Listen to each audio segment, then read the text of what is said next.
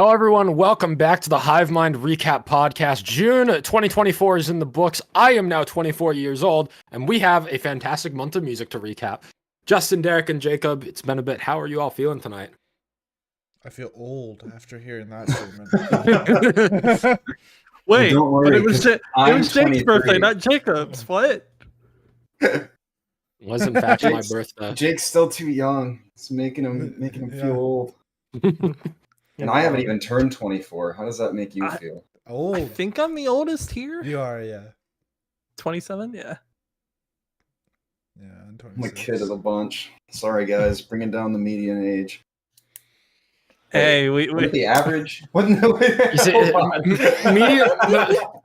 Median age really only matters if we were trying to compete in esports. Luckily, we're not trying to be Valorant professionals. We're trying to review music here. Dude, thank God, bro. I don't know, did not Jake. get anywhere near the pro with your Valorant scene. league, I think we're getting close. Dude, I could maybe be silver by next year. Ironically, I guess, Jacob, you're our only hope of going pro in a professional video game. What? Yep. Hey, Why? Mr. Overwatch over here, weren't you like a top 500 Ana? No, I touched Grandmaster. That's all I did. Yup. All right, best in the world. I also technically touched Grandmaster, but never played a game in Grandmaster. I touched Gold 3 a couple of years ago. Does that count for anything? Sure. Maybe I can get a seat in the stands to watch you guys play. Technically, I peaked Masters, but then they reshuffled the MMR system, and I was placed in Grandmaster because I just never played enough games to actually reach it. But apparently my behind-the-scenes rating was actually Grandmaster. Dude, Goated. you're cooking. That's my cope. You know, my MMR is like super high, but Yeah. my real rank doesn't reflect. You know, it's my teammates, bro. They're always the problem. Yeah. That was a while ago. I'm no longer the quick play Andy that sometimes runs into Overwatch League players in my quick play games. Oh, jeez. I'm washed. Anyways, yeah, if you want to check out this month's playlist, that'll be in the description of this episode. You can follow us on social media at HiveMindRadio_ on Instagram and Twitter. Be sure to follow us on all sorts of podcast platforms. Subscribe to us on YouTube. We live stream these monthly recaps as well. So if you want to hang out in the stream chat with us as we discuss these music, songs, albums, EPs, and whatnot live, feel free to come hang out in the chat. Live. Yes, when I remember to do the whole live thing. Feel free to hang out in the chat with us and discuss with us. Share your thoughts and whatnot. Let's talk about some concerts that we all went to. Is this the first month of the year that all four of us have been to a show? I think so. Yeah. Jacob, did you go to one? Yep. One. Okay, yeah, then all of us did, yeah. I don't went to remember who went to one first, but I only went to one. Well, let's do left or right. So, Jake, you talk about what you went to. I went to go see Rivals, True North, and Massey at the Webster in Hartford with my sister, who has never been to the Webster before. This was like my 7th time going there. The Webster Underground anyway. And like super small venue, like 250 capacity room. And it felt very much like a Big Brother moment to be like taking my sister to a small show like that. Even though she's been to a couple of small venue shows before, just in other places. But she had a great time. I'd almost argue she had more fun than I did. So I'd say mission accomplished. Good graduation gift from me. And I had a great time as well. Massey put on a really good performance as well. This is her first tour, I believe. We haven't talked about her on the podcast yet, but pop rock, pop punk adjacent kind of artist that I'm assuming is releasing some sort of an EP or an album later this year. And if so, I intend to talk about that further in depth when that happens. But Massey put on a great performance. True North. For all the times that Justin has tried to get me into that band and I never really was convinced, they put on a pretty fun set as well. Really enjoyed Save Me, which I think was the last song that they played on the set. It's always a good song. And then Rivals as the headliner, they were lights out. Even with Kaylee having kind of a shot voice, they had to cancel their show in New Jersey, which was supposed to happen 2 days later. So I saw them at the Webster on a Friday. They didn't have any show on Saturday for the tour booked. And then Sunday was supposed to be New Jersey, and they had to cancel that because Kaylee's voice was just completely shot. So very lucky that she was even able to perform at Hartford. And I'm very grateful to have seen that. to see a Rivals headliner and to be able to hear some of the deep cuts that I didn't get to hear the last time they were here in Hartford. To Dom, hearing that song live might be the closest I've ever gotten to shedding a tear live. Like I felt the water behind my eyes, but it never came out. Yeah, I made sure to get a quick video of that one just because like that's one of those songs that I don't know if I'm ever gonna get a chance to hear that song live again. They were bold as hell for putting that on the set list, and yeah, it was a tearjerker. There was in the bridge of that song, I forget what lyrics Kaylee sings, but during like the voiceover note piece during the bridge, Kaylee usually sings a couple of lines over that, but she was crying on stage and couldn't actually sing it. So she only ended up singing like the chorus after. And then yeah, all the fan favorites were played as well. There was a new unreleased song, as long as the song that we're going to be talking about from June, World's Worst Valentine. It was an unreleased song that got played called Superstar. That song is really fun. I'm sure we'll be talking about that one when it comes out. But overall, yeah, I had a great time, and I'm glad I got to go to a show with my sister, and also her having a great time. So, fun stuff. Hell yeah, brother. It's always a good time. So I went to 2 shows in June.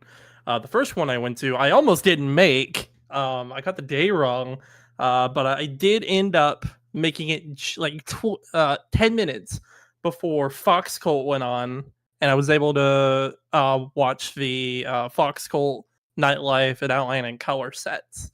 I missed the openers, but I got there just in time. Thankfully, it was a local show. If it was in Richmond, I would not have made it. You would have been cooked. I would have been done. But I made it just in time for Fox Cult. It was a phenomenal show. Like they do a lot more focused on the tracks, on the backing tracks. So it was a very atmospheric show. I'm gonna be really excited to see where they go, because this was their first tour, as far as I'm aware, with all these like new songs and everything. I'm curious to see where they end up, because I feel like with their type of music and everything like that, they could be like on a Star Set level of atmospheric almost, in my opinion. Which is just how much they played into. They had a lot of voiceovers, intermissions in between songs and whatnot. You're telling me they came out in spacesuits? No, they did not come out in spacesuits, but they did rep trans rights and Free Palestine, and that was very nice. It was good to see bands speaking out about that. So good on them. And then they were phenomenal. I don't recognize their songs as much as I do Nightlife's and Outline and Colors, so I couldn't quite tell what their set list was without looking at it. But what I was listening to was enjoyable, and I had fun. Nightlife, of course, put on a phenomenal banger to follow up with it. They played some really good songs, basically all of the ones that I really like. They did Nightlife Type Beat, Fallback, Fool Me Once, Face to Face, All I Know, Strange Love, IO, and then ended with New Low. That's a damn good set list. Yeah. So good. I mean, Nightlife doesn't have a huge discography, so they can kind of just play all the hits, you know? I'm kind of sad they didn't do New Pressure, but of the songs that they played, like Nightlife Type Beat into Fallback, into Fool Me Once, into Face to Face, just ooh, so good. And hearing All I Know live, they just have such a phenomenal injury. They were a man down too. Their guitarist couldn't make the show. So they're playing with drums. They have a saxophone live, and then obviously the vocals and I think additional guitars to support. And it all works super well. You almost didn't tell the difference, and I don't know the difference because I didn't listen to any live shows after that. And then Outline and Color, they are as they are. A lot of their songs kind of blended in with me. It was a lot more of the recent stuff from Coast is Clear that I didn't really jive with. So it wasn't the highlight of the night. But they played Do Your Worst. I can't remember. I didn't write that down. Because when they opened for Hanabi back in May, they didn't play that one. But I figure maybe on a headliner they would. So I would assume they did. I would have to go back at the set list and look. That night was great. Week following that, I went to go see Windwalkers in Varsity. Oh. That was a damn good show. I whiffed one of my opted out to not go see them. One of my favorites of the year so far. But I want to start with one of the headliners, Varia, who we talked about previously back in March when Algorithm dropped. They had a really good opening set, surprisingly. For an opener, you don't really speak too much on them, but they did a phenomenal job.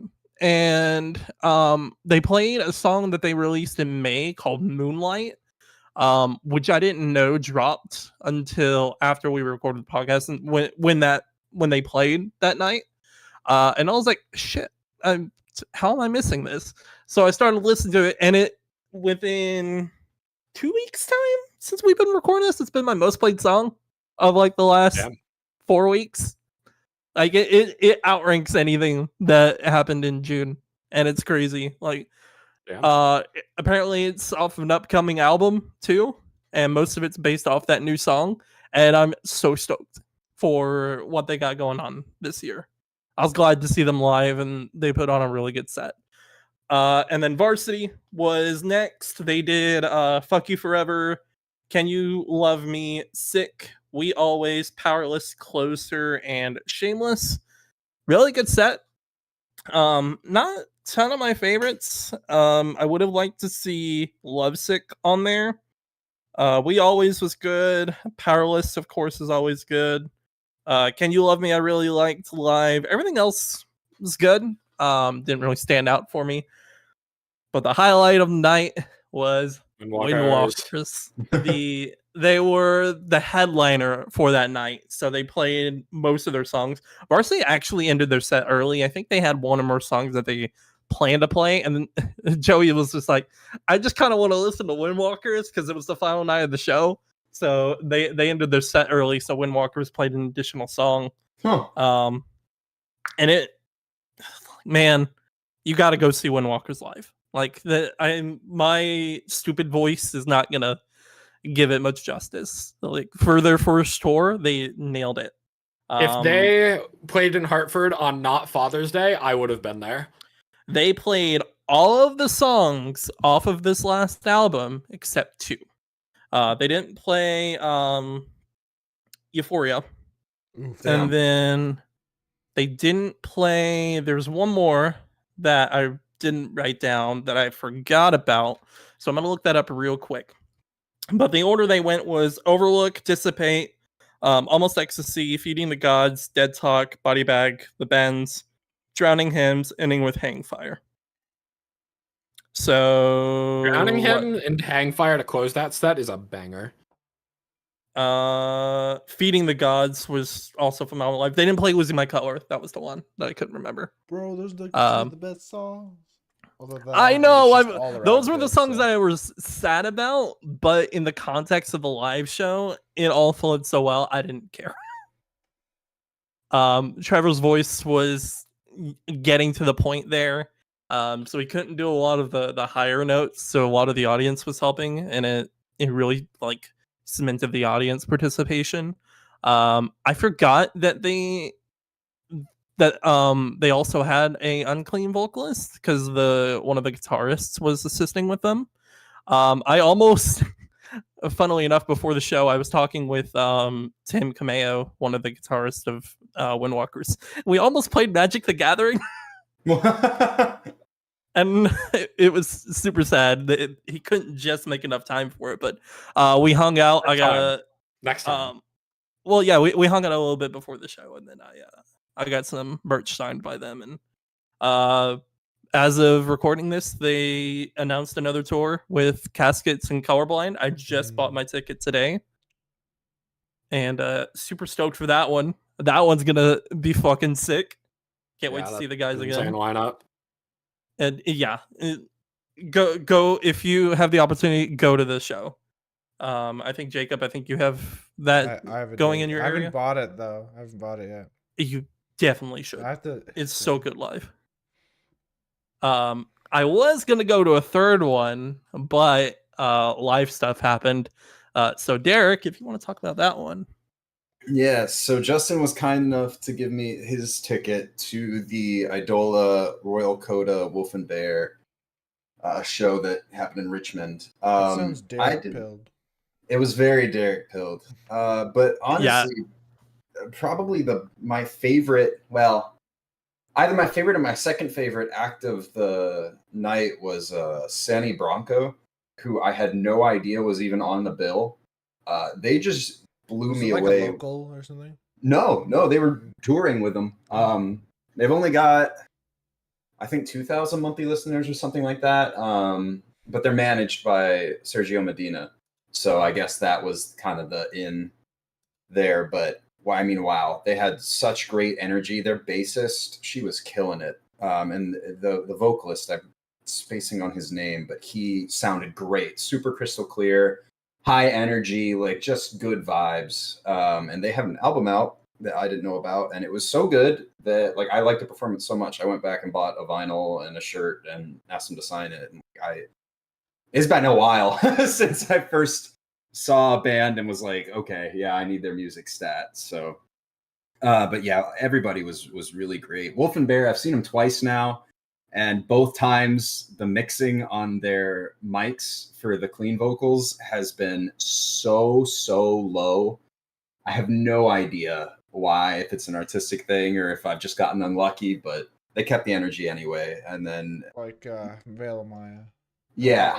Except it's the whole that's the whole mix. Anyway. I was excited because I was really excited to hear some of the songs, and my favorite part about Wolf and Bear, I mean, besides Tim Furyk's bass lines, are really the clean vocals. So it was a little upsetting, but it's whatever. I still enjoyed their energy. Royal Coda was absolutely phenomenal. I've never seen or heard Kurt Travis live before. Dude is unreal. It's kind of crazy, actually. They were really good when I saw them. I think it was back during the Rain City Drive Adola show, because that was Royal Coda and Body Thief, if I remember correctly. Yeah. They were really good live. I saw them with Dance Gavin Dance, I guess. And I remember saying this in the podcast, but it was like being put to sleep. It was like the word you used is psychedelic. And it was weird because I felt like I was falling asleep, but not because I was bored. It's because it was like so nice to listen to. I was gonna say it's almost like a trance. Yeah. It was. They sounded so tight, so good live. Sergio Medina, by the way, is probably the most entertaining person to watch live that I've ever seen.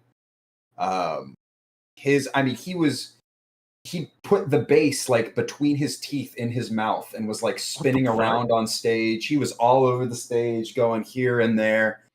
It was crazy. Just really insane stuff to watch, but in the best possible way. And Idola, of course, fantastic show. Finally got to hear Loti live, which was nice. They played a lot of stuff off of Eviscerate. Like, I want to say it was probably 75% Eviscerate, and then Lodi off of To Speak to Listen, Humble, what is it? Oh, why am I blanking? Humble Ledger off of Degenerate Terra, and then a couple off of The Architect, but very Eviscerate heavy, and I was thinking that those songs would translate well live, and they definitely did. Probably, thank you, Justin, because that was probably all in all like one of my favorite shows that I've been. And it was just, they sold out the lower half and went up to the upper, and there were just enough people that I got to park behind the venue and without any trouble, so I could just get out and leave at the end. It was great. That's very good. Yeah, if I was gonna miss it for whatever reason, I'm glad that someone more dedicated to like that sort of scene was able to go, because like I've only like dipped my toes into a bit of Royal Coda and obviously Adola, but I've not listened to Wolf and Bear except for that one song you sent me, or the opener. So You definitely would have appreciated it a lot more than me, so it only made sense. I did looking at the set list now. I'm sad I didn't get to hear Ziggurat live, but I'm also kind of sad that they didn't do any surprises, because I would have liked to see. Was it his wife that did the Yeah. female vocals on Yeah. Kali Yuga? I would have liked to see that live. Yeah, they didn't bring out anybody to do her part of it. Did they but it bring was still- I assume they didn't bring out guy talking about John Mess? John Mess, there you go. I low key when they were getting ready to play it, I was like, I wonder if they're gonna bring out John, because he lives in Virginia, and I remembered that like midway through the set, and I was like, dude, that'd be so sick, but they didn't. Well, The closest I got to he came out on the last time they came out. Like when they came out when the Rain City Drive, he came out for Mutual Fear. I must guess have he been just busy hates or me something. then. He knew I'd be there. He's like, yo, fuck this guy. Like Sounds at least about right. saw Andrew and saw Will Swan, from Royal Coda. Dude played out of his mind as always, but Andrew Anyway. Wells, the youngest 27-year-old, most jacked. oh, Andrew Swells, it could never make me hate you. Jacob, why don't you wrap up our concert section here real quick? Alrighty, so I saw Garden on the loneliest tour in the world tour. Forever jealous. And he was with Eric Godlow and Sewer Person, as well as a local opener named Swain. Mhm. He opened last time I saw them, but I actually missed his set last time, so I got to see him for the first time this time. But yeah, Eric Godlow went after Swain, and it was kind of like a DJ set, which was very interesting. It was like an emo rap DJ set, and I knew like one song. I couldn't even tell you the name of it. But yeah, so Eric was basically on his he's like DJing the whole night, like even through Swain and Sewer Person and Garden. So he was like on the stage the entire night, and so there was like no set, like there's like no time between sets, which was very interesting and very nice. It's because it just kept going. So he's like music. Getting your money's worth. Yeah, and not waiting around. Yeah, so I saw the Sewer Person. I thought he was a lot better than the last time I saw him. The energy was insane. It's a hometown show for him and Eric Godlow actually as well. So, yeah, the crowd was insane, and I think last time the show was in the middle of winter, and I think there was less like time to book your tickets as well. It was like kind of like buy your ticket and then the show's in like a month. This time it was like a lot more fans of Sewer Person. Anyway, then we got to Garden, which I love Garden. He was incredible. All this the set was awesome. Like everything he played, he sang beautifully, and I had a ton of fun. But my one gripe is he keeps removing songs from the set list. So like each time I see him, he keeps removing like my favorite songs from the set list. So okay. Yeah, and I think Homebound was supposed to be in the set list as well. I think he tweeted that out or something, some video or something that said that he tweets out the set list, right? And it wasn't in the set list, which I was very bummed about. But yeah, I still had a ton of fun. He came into the not really a mosh pit, but the crowd for one song, and I jumped around with him, and that was pretty fun. Yeah, I don't really have much to add, but it was a fun night. One of these days, man. I'll get one there of these one of This these is my days. third time. I'm joking. When I- people no, don't I forget about it, also- Virginia. I could have seen Garden at the Webster this month, so I forget what day he was playing it. It might have been while I was in Cape Cod, actually. Because I know that tour was coming through Hartford, but I did remember two other things that I want to mention. Rivals headliner set, Dark Matter. Local opener Gina Fritz, who I feel like I might have mentioned before Yeah, on the yeah, podcast. yeah. She is like the local opener for every show that's like rock related in this area in Connecticut. She is always the local opener, and she got on stage to sing Dark Matter with Kaylee during, which is the final song that they played, which was really sick. And last but not least, a dishonorable mention to Capulet Fest 2024 for being hosted at the Thompson Speedway, unless JK, never mind, to be moved to the Webster and canceling Sunday Didn't you when say nothing the more would Webster have is played. like So a 200 cap? the main room is 1,300. Okay, slightly bigger. But still, absolute shit show, and I'm very lucky I did not get a ticket this year. I'm glad I got to go last year when things were actually somewhat competent. Oh yeah, Derek, the encore was Friday Night Fun. Oh, okay. I feel like that's kind of a bang. It's no homebound. Yeah. And they Man. also did what's the one? I think it's Suffocate. Is that what that's with Nine Tails? Yeah, with right? Nine Tails. Yeah. Fuck. That one hurts. But no highway, no highway. That is true. One of these days, man. We'll come to Virginia when I have a car. All good. Also, the other thing I wanted to add was, like I said, Sewer Person seemed like really into it, and like I think right before his last song, he was like, "My name's Sewer Person," and then he like the distortion on his mic went like straight up, and he's like, "Or Nine Tails." I don't know how to Yup. All those old Nine Tails songs have so much distortion on his voice. It's so good. All right, let's talk about some actual music, shall we? We've been here for quite a while. Just talking about concerts and shit. Let's get started with our first song from the June recap playlist tonight. Poppy has released brand new song, New Way Out. And for the first time since 2020, Poppy has released an original song that bangs. Because Jordan in Fish large produced part, it. yeah, I was about to say, in large part due to Jordan Fish produced this, and that I think says everything you need to know about this song. This is the most normal that Poppy has maybe ever sounded in a rock song. Like, I'm sure if you go back to her like actual pop music days from like 2016, 2018, those sort of albums, I haven't listened to it. I just have heard a couple of teasers and sections of songs that are way more pop oriented and not metal or rock in any capacity. Yeah, this feels very safe. This feels very safe. This feels like, oh, that makes sense. You just released Van with Bad Omens, and now you're gonna release this. Like, yeah, that makes sense.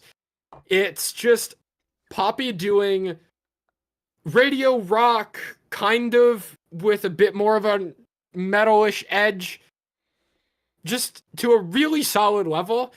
And this is kind of everything I've wanted Poppy to do since I Disagree came out in 2020. So I'm very pleased. Yeah. I feel like this is kind of mid, guys. I can't lie.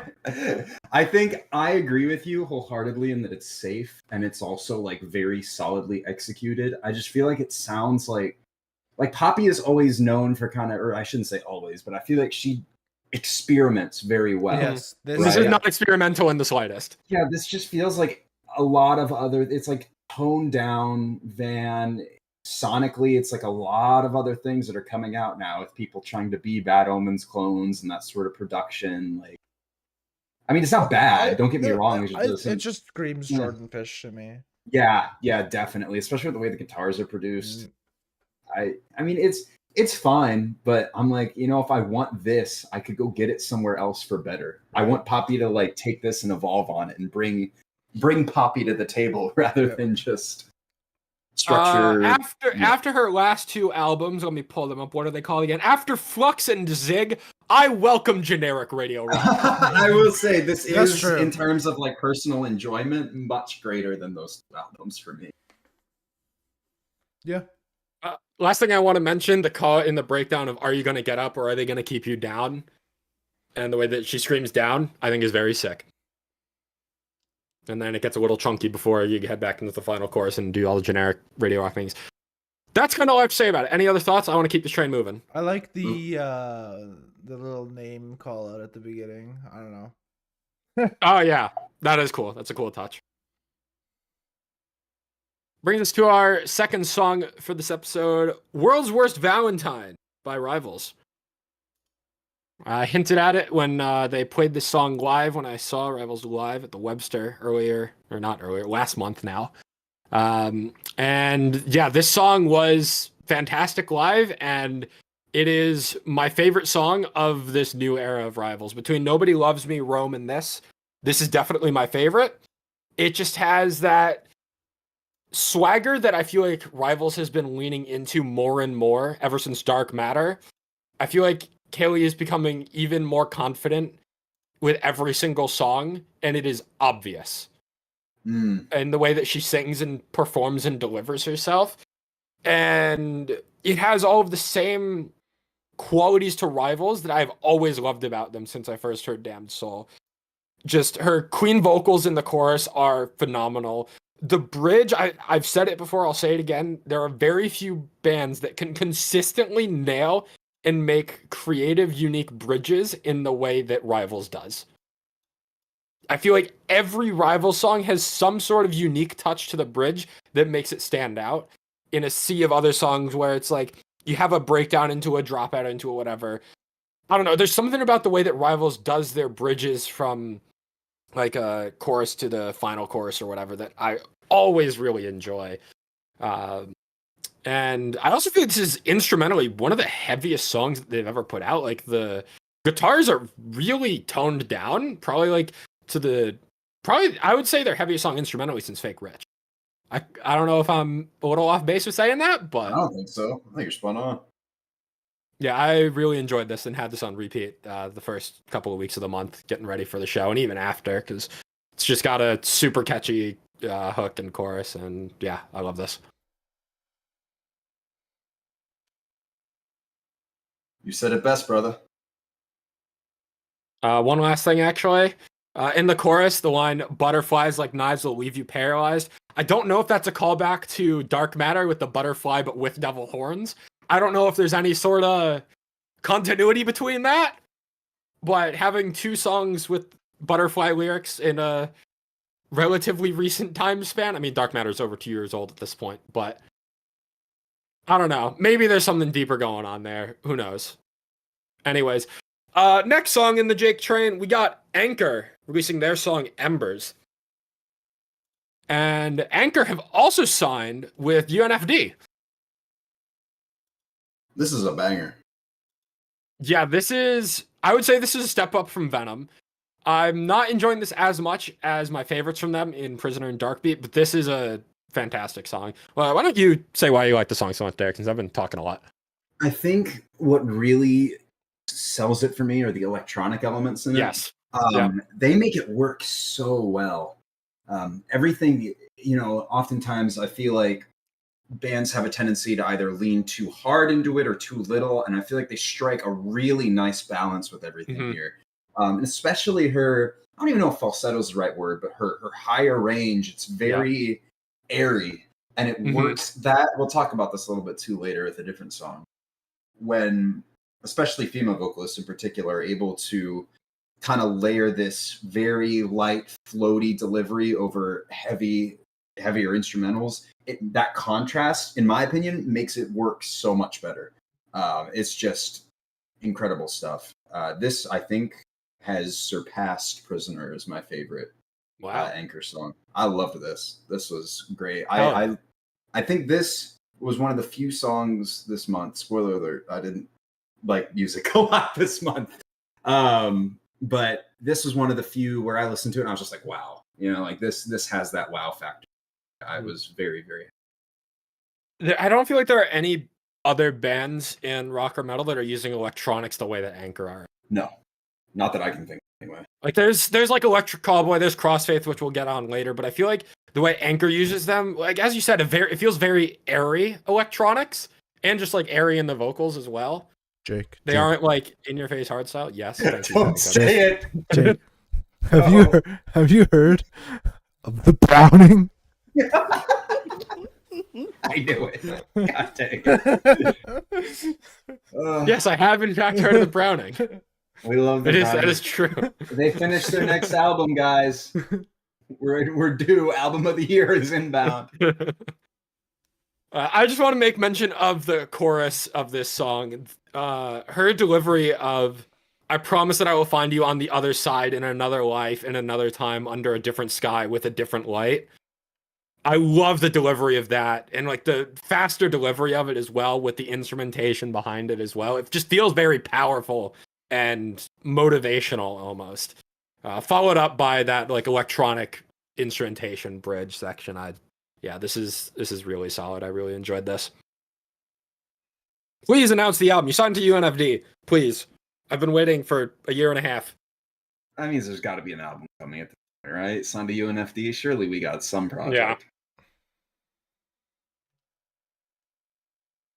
Justin.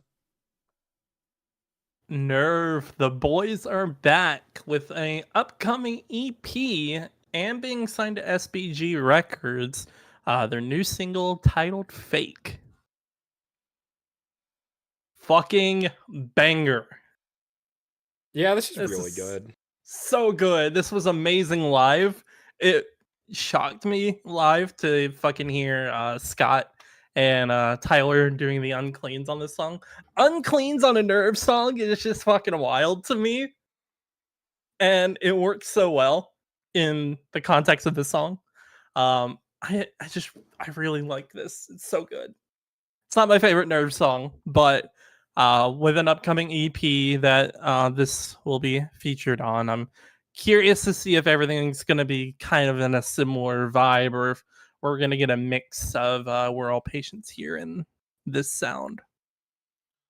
I think Nerve are at their best when they lean into Dylan's clean vocals, but I will not complain with hints of harsh vocals here and there. And I think Fake does a fantastic job at implementing them in just a subtle enough way to where they aren't dominating the song, but they are prevalent and add a lot of emotion and power to it. And otherwise, it's just Nerve doing Nerve things that Nerve has always done well. The song's doing good for them, I thought, right? Really? It is. I Yeah. think this is it cracked 100,000 in like the first week. Wow. So currently it's at, give me just a moment. 180. Yeah, it's 180,000 right now. So, and that song released like first or second week of June. Mhm. So really good traction. They're up to 400,000 monthly listeners. So like the boys are doing a phenomenal job. They sounded great live when this played. I bought tickets to see them with Polaris. Oh, you Yeah. got tickets for that? Yep. Oh, I gotta buy mine. I haven't bought mine yet, but I'm definitely going to that show because I gotta support my boys for a fourth time. First time, But right? yeah, the guys are great. I really liked the pre-chorus with Scott and Tyler saying everything will be just fine leading into the chorus. It was so good. And for a while I would just go back to listening to the live recorded version of this, just waiting for the song to drop, and it finally has dropped, and it's so good. I need more Nerve in my books. I think this is my, I'll say, second favorite Nerve after Blue. Blue, third if really you good. count the Awaken I Am song, but I don't think that really counts because it's just a feature, right? Or is it a collab? I don't even know. It's kind of both. I think Awaken I Am produced it though, so I'd kind of consider it Awaken I Am song. But yeah, 2.5. I the boys are on a tear. Dylan featured in another song that we're not talking about this month. I think it was just a re-recording of a previous song with Dylan as an additional feature on it. But I don't think the guys can do any wrong at this point.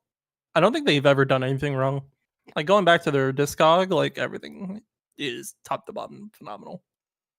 So yeah, just Shout keep out our doing boys what at you're Nerve. doing, boys. All right, let's talk about this new song from Red Hook featuring Alpha Wolf, Cannibal. Not the first, well, the first of 2 Australian collab songs this month. Unexpected Australian collab songs at that. I guess the elephant in the room is the Alpha Wolf feature. Loki comes in for the breakdown at the end of the song and then sings underneath the final chorus as well on a couple of words and lines and whatnot. And I think his feature is solid here.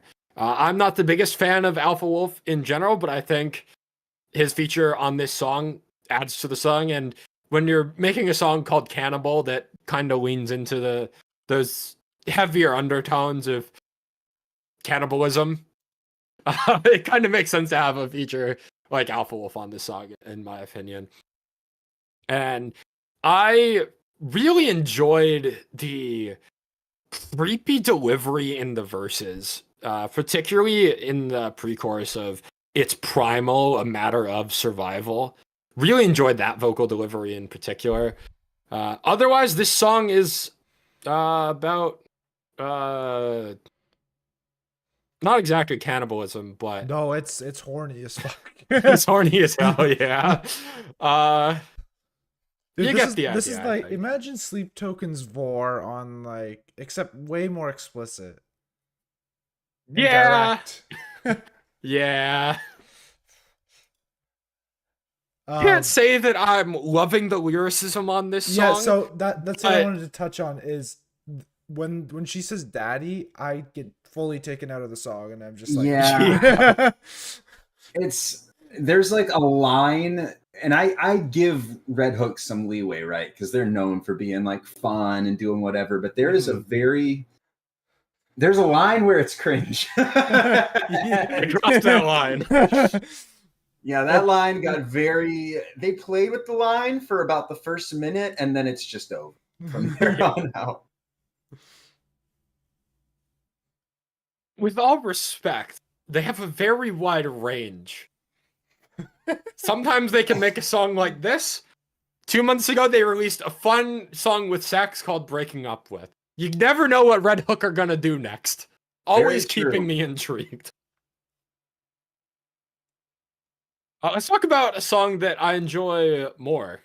Discrepancies have returned with their brand new single, Takers. That was the best transition. Do you guys have any thoughts on this one? I liked the hook on the chorus where it's like right on the edge. That Yep. to me was like, Yeah. it feels weird to say it this way, but like the one redeeming part of this for me, and not that I thought anything else was bad. It's just, it's not bad. It's not groundbreaking. It's just kind of there, right? It's like rap rock that we've heard from them. We've heard from a bunch of other bands in this same sort of space. Like it's not a bad song. It's just not spectacular. I want to highlight on that right on the edge delivery because they got a new guitarist who does those new Queen vocals on the chorus. And I think their old Queen vocalist got better and better over the years, but this new guy, I don't know his name off the top of my head. I'm sure I can figure it out if I do some digging real quick, but he sounds fantastic as a new like Queen singing voice in this band. I think the rapping has always been fantastic and still is. Discrepancies have been one of my favorite rap rock bands since I discovered them in 2020, and they just continue to deliver in every front. There's a couple of lines in here that I really enjoyed. In the opening of the song, the just trying to stay above ground because it's hard to admit when you feel you're being squeezed of every ounce of your gifts. Now I'm convinced I'm a giver in a world full of takers, trying not to lose my shit. I think it's a very powerful way to open the song before you get into the riff. And then in the bridge, which just keeps the tempo up from the chorus, the 2 lines of "We put up a fence so we don't have to see each other cry. That's why the grass is always greener on the other side." I feel like they always manage to get some really captivating lyrics in their rap verses that always keeps me intrigued and coming back to replay a lot of their songs. As far as I'm concerned, there's like almost a holy trinity of rap rock in my mind. It is Nevertale, From Ashes to New, and Discrepancies, and then there is a large gap between them and everyone else. Yo, what about Linkin Park? I know they don't make music anymore, but still. They're not relevant to the conversation at hand at this point.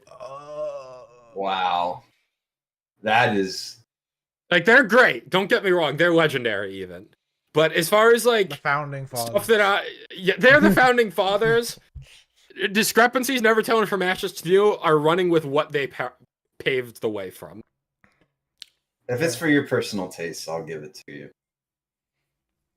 I'll allow it without issue. The council grants you this one-time pass. What did I know? All I was looking for was your approval. Anyway, Justin, you want to talk about this next song?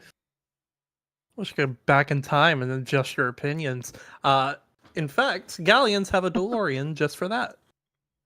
What the fuck? Am I wrong for saying that this feels like notably different than a lot of other Galleon stuff, or than like the Yeah, EPs you'd expect? this is very much emo, kind of pop punk. I think the way Tom described it. That's mainly why, because a lot of what they're going to be releasing now, because they have a couple stuff that they're going to be dropping that didn't quite fit on the album, and it makes sense. I think I this saw is- him tweet that like Galleons fans are more open to different styles than is it Yeah. Valiant Hearts is his other band? Yeah. Yeah, so he did an interview where someone had asked like experimentation, because I think he referenced some of the stuff off of the most recent album, and Galleons, yeah, a lot of the stuff that they're doing is a lot more experimenting, just to keep everything fresh and keep them motivated to do the music and stuff. And you can definitely see it in this here. Like, there's a lot of repetition in tones that weren't quite in anything that was off of Violent Delights, and I really like this as like not really necessarily a one-off type thing, but definitely in a avenue that Galleons could potentially pursue in other different styles and whatnot. My understanding is that this is a standalone single. I think at one point they were considering potentially an EP for some of the stuff that they're going to be dropping throughout the year, but I don't think that's in the cards at this point. So I think this is going to remain as a standalone. I think this is like, no disrespect to Violent Delights, but this feels way more replayable and enjoyable than a lot of that album to me. Oof. You know, I would agree, and I think it's by nature of this style. You know, I mean, yeah, Mhm. yeah. Nothing much more to say. I think that's my full statement on it. Yeah, Right, it's no, I remember the first time I heard this song, I was like, wow, this feels very different, and I really like it. Whereas with a lot of other Galleon songs, there's a bit more of like, I need to grow into it to appreciate it sort of thing. Where I feel like there's more depth to be had in other Galleon songs, but this is the easier listen. it's because this is almost 3 minutes, and Yeah, all of mhm. Galleon songs are like 3:30. This is also pop punk, which is an easier genre to get into, Yeah, other yeah. than like post-hardcore, swancore type style. All that to I still say, feel like this is like post-hardcore with pop punk chorus sort of thing. it's kind of more of a emo rock kind of style than anything. But I like it. If I had to rank it in between this and like anything off of Violent Delights, I would say this is like middle of the pack for me. Mostly because Violent Delights for me, a few months out, has a lot of really high highs, but not quite as memorable stuff as a lot of the older stuff, a lot of the older songs that they put out.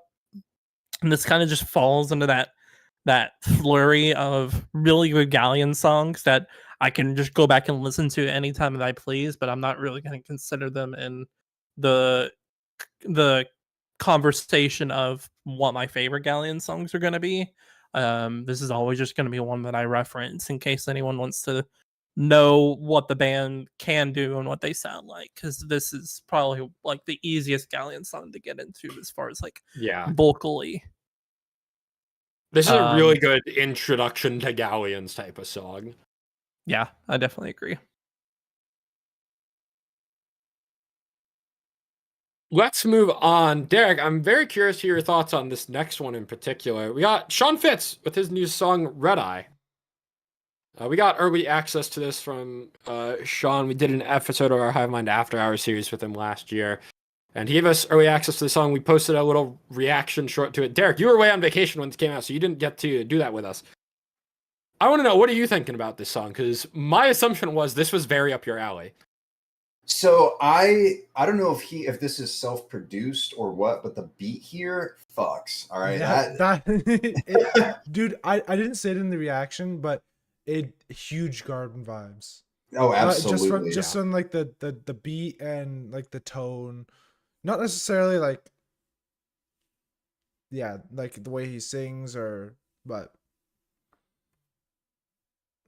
yeah, no, the Garden on this track would be awesome, but we're not, we got Sean Fitz on it instead. And to his credit, I loved verse 2 on this, and I think the quirkiness of some of the lines on here. There's one is Shorty passing by with the vaccine card. It's so funny. I wasn't expecting it at all. I think I'm not as high on this as I was with Clover, Halo, or Ammo. And I think it's because what's up? You know what I appreciate about Sean though is like every song is so different. Exactly. Yeah. No, very much so. Yeah. The range that he's established in just a couple, like what I think he's got 5-6 songs out, something like that, is very, very impressive. I think, like I mentioned, I liked verse 2 more than verse 1, which meant that it took me a while to get invested into the song. And I gave it a re-listen, and it just wasn't doing as much for me as those other songs. He's got 7 songs. Yeah, that tracks. I think what it is on this one for me is that there's a lot here to like, but the hook itself didn't reel me in the way that some of his other songs have. So I'm left feeling like, okay, this is good, but I wish it had something a little more, a little bit more punch to the hook or catchiness, that sort of thing. But not a bad song by any means. I think I can agree with that. I feel like Halo and Clover definitely had stronger hooks. Well, absolutely. Still a good song though, and like you said, Jacob, his range is.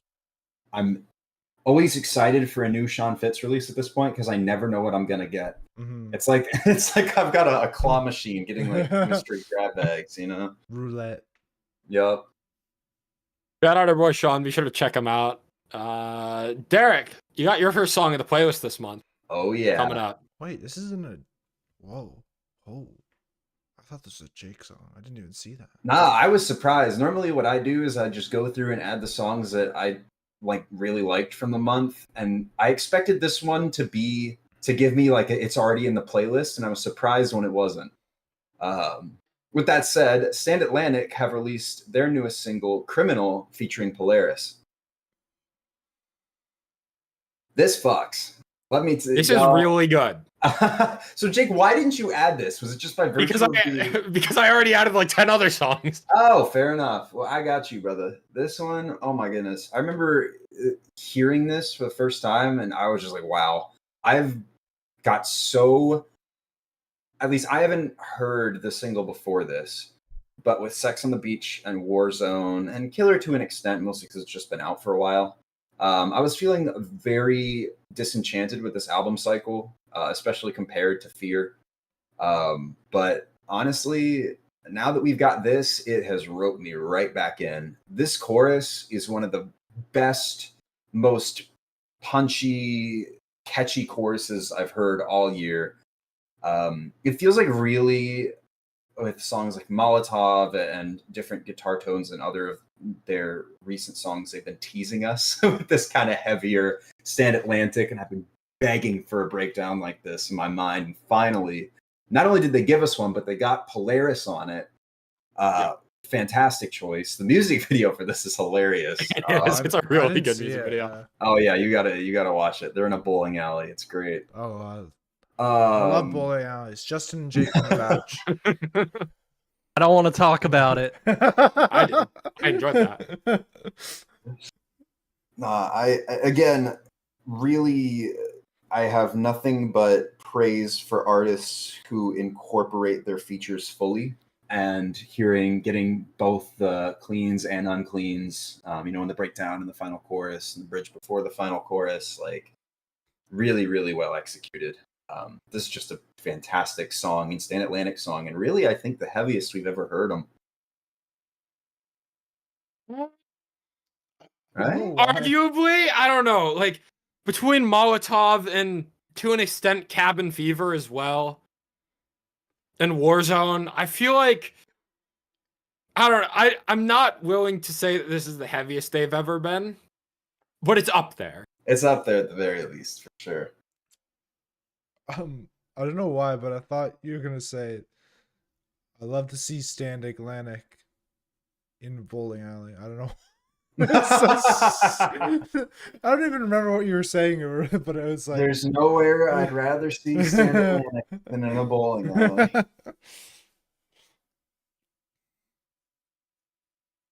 So Stand Atlantic, instead of just wowing us with every release, are on the roller coaster of we're so back, it's so over for this album cycle. So it's going to be very interesting to see how the album shapes up when it comes out in August. I know we didn't talk about the last single, Love You Anyway. I kept that one out of the playlist, and presumably, Derek, you never got to it. So we'll get to that one when we discuss the full album. But Stand Atlantic are a unique band, that's for sure. Future Palace have dropped brand new song, Dream State. This is the 4th single off of their upcoming album, Distortion, coming out in September. And this is my favorite of the 4 singles. This is really good. I think it might be I don't know if I've heard all 4, but it's my favorite out of all the ones I've heard so far. Future Palace, they have continued to get heavier with each album, with almost even each song, it feels like. Malthus, that breakdown call out that Maria does is stupid. And then Uncontrolled was also pretty fucking heavy. The Echoes of Disparity with Charlie As Everything Unfolds, the breakdown in that song is disgusting, and most of that song is screamed. Like, even the chorus is mostly Maria delivering in her harsher tone. This song, for the first time this album cycle, I feel like is predominantly Maria singing, and I am so fucking happy. I feel like Maria's clean vocals is one of my favorite voices in the entire genre, and she has consistently proved that ever since their debut album in 2020, and I am so happy to see more of it. But it's not just that this song is primarily clean vocal dominant, it's that it's just a powerful song, in the unclean, harsh vocals. They come in when they're needed, and they aren't, I don't know, I feel like in Uncontrolled and the Echoes of Disparity, some of the vocal choices felt a little kind of just formulaic to an extent. Whereas when Maria starts screaming the pre-breakdown call out of this song of, if I said I'm doing better now, I'd be lying to your face. Like, and then you drop out into like a second breakdown almost. I feel angry and alone. I feel so angry and alone. The way that she screams that, it's just like, she delivers it with a voice of like despair almost, in like desperation. And then contrasting that with her melodic queens in the chorus. God, this is everything about Future Palace that I have loved and continue to love. The only downside that I have about this song is that some of the lyrics in here aren't the best. I have heard better ways to describe not wanting to get out of bed and being sad and depressed than I'm magnetically attracted to my bed. I give them a pass. They're German. English isn't their first language. It's okay. It rhymes in the verse. It's fine. I give them a pass. They're German. It's not their first language. I feel like it's kind of a known thing that sometimes European bands where English isn't their first language, that like sometimes the lyrics aren't always the best, and I'm magnetically attracted to my bed. It's not the worst thing I've ever heard. It's not the most powerful thing I've ever heard either. But then you get the chorus where you I feel like they deliver entirely in the lyricism in the chorus of, I'm in a deep sleep where nobody needs me, a different space full of grace, so much safety in this silence. Like, I feel like that's really well written and something that can resonate with a lot of people that feel like sleep is one of the only happy places in their life, so to say, sometimes. Like, when you are feeling depressed and feel like you have nothing to look forward to, that you can just sleep for however long you want, and sure, maybe you'll have a nightmare. That's probably a possibility, but you can dream of happier things where, like, you're not going to be distracted from the worries of society of rent or food or housing or whatever. I don't know. I feel like this is Future Palace doing what they have always done well for this album cycle. Whereas I feel like some of the past singles haven't clicked as much for me.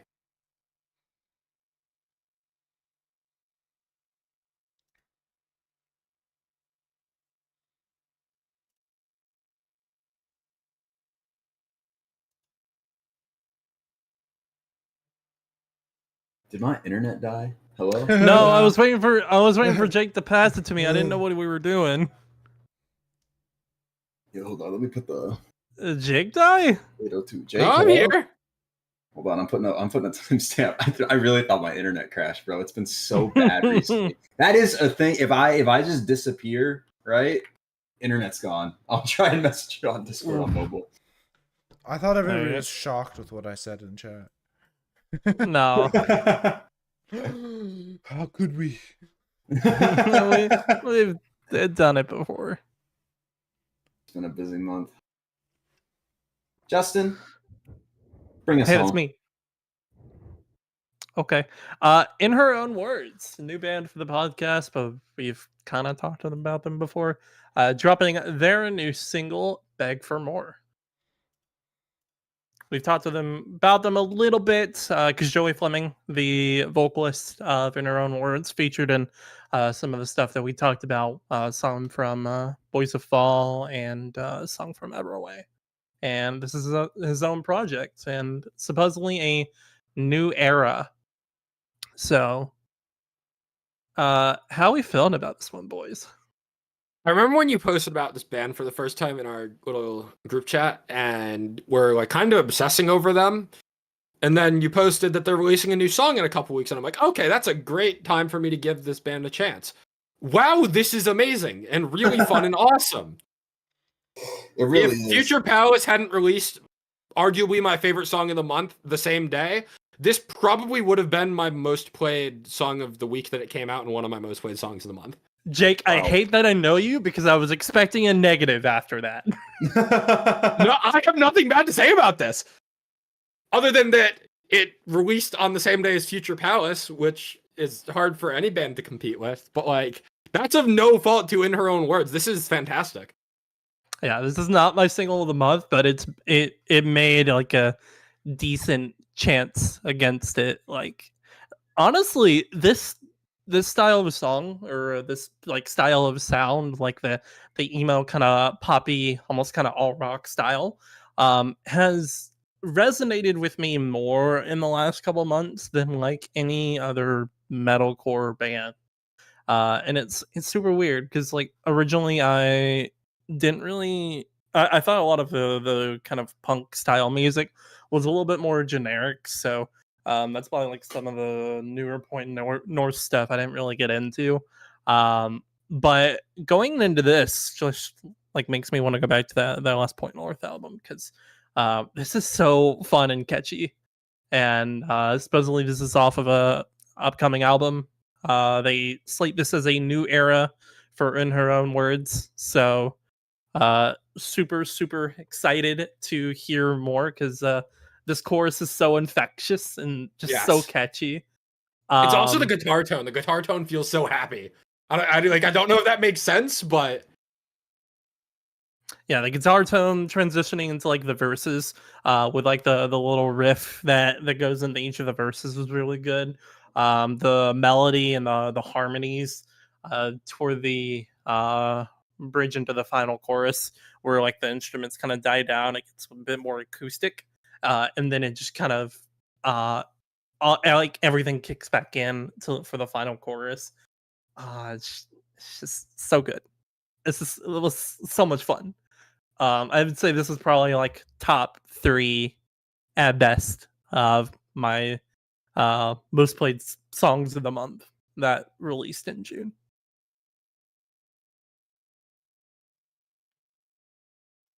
Derek, did you get to this? I did, and it slaps. I think that this might be my favorite In Her Own Words song. Yeah, they put out an album 2 years ago, so it's about time for another one. So we'll, I can't remember if I listened to it. Distance or Decay, yeah. Yeah, I remember Steady Glow being very good. I have what songs did I save from that? I saved. Oh yeah, Circles. Circles has been one of my favorites. That may also because it has a State Champs feature, and that's kind of sells me a little bit, but it is what it is. All right, Derek, back to you. One of my few. Paris has released their newest song, The Blob, featuring Lights, which almost feels the other way around, because Lights is the only vocalist for the first kind of chorus into verse 1 of this song. I wasn't expecting that on first listen, so I didn't know quite what to think of it, but then I went back into it, and this ended up being one of my favorite songs of the month. That melody on the chorus and the way it's like it itches its way into my brain. Like I needed to listen to more and more of it the more I thought about it. It's just one of those things that randomly during the day I'll have that chorus pop into my head and I'm like, all right, well, time to go listen to The Blob. Like I have no idea why this is called The Blob. And I know this is off of something. I don't know if it's an upcoming album or EP or what's going on, but this is with Oil and Water and Burn the Witch on Spotify. So whatever this is off of is looking to be at least one of my favorite releases of the year. I need it. That Evergreen ended up being a top 10 album of 2022 for me. So if they can continue on that track and bring something more to the table, I already like the style that they're going with. So fingers crossed that these 3 singles and the quality of them continue to keep pace, because so far I'm very impressed by what they have to offer. Jake, on the contrary, none of these new Paris songs have done anything for me. Oh, it's like a knife to the heart. Yeah. Bro, are you Are you okay? Sound like you're hitting a punching bag. What the fuck? Yeah. Well, Jake doesn't like Paris. Woo. Why is that a woo? What did I miss? Bro? You're impersonating Bill Murray a little early here, brother. Sounding the most American I've heard you. Exactly. But we're bringing him over the border. One Bill Murray album at a time. It started in 2020. It's taken 4 years for the visa to get approved, but finally, we're bringing him home.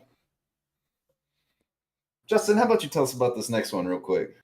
Yeah, we got a new band for the podcast. This is Texuo, a Spanish band, with their new single, Lost in a Dream. I thought it was pronounced Texuo, not Texuo. But either or, this is a really good song. Bro, either or, this is a really good song. Sorry, Justin. Jake already has Spain on lockdown with Lanker. Yeah. Look! Skill show. How dare you?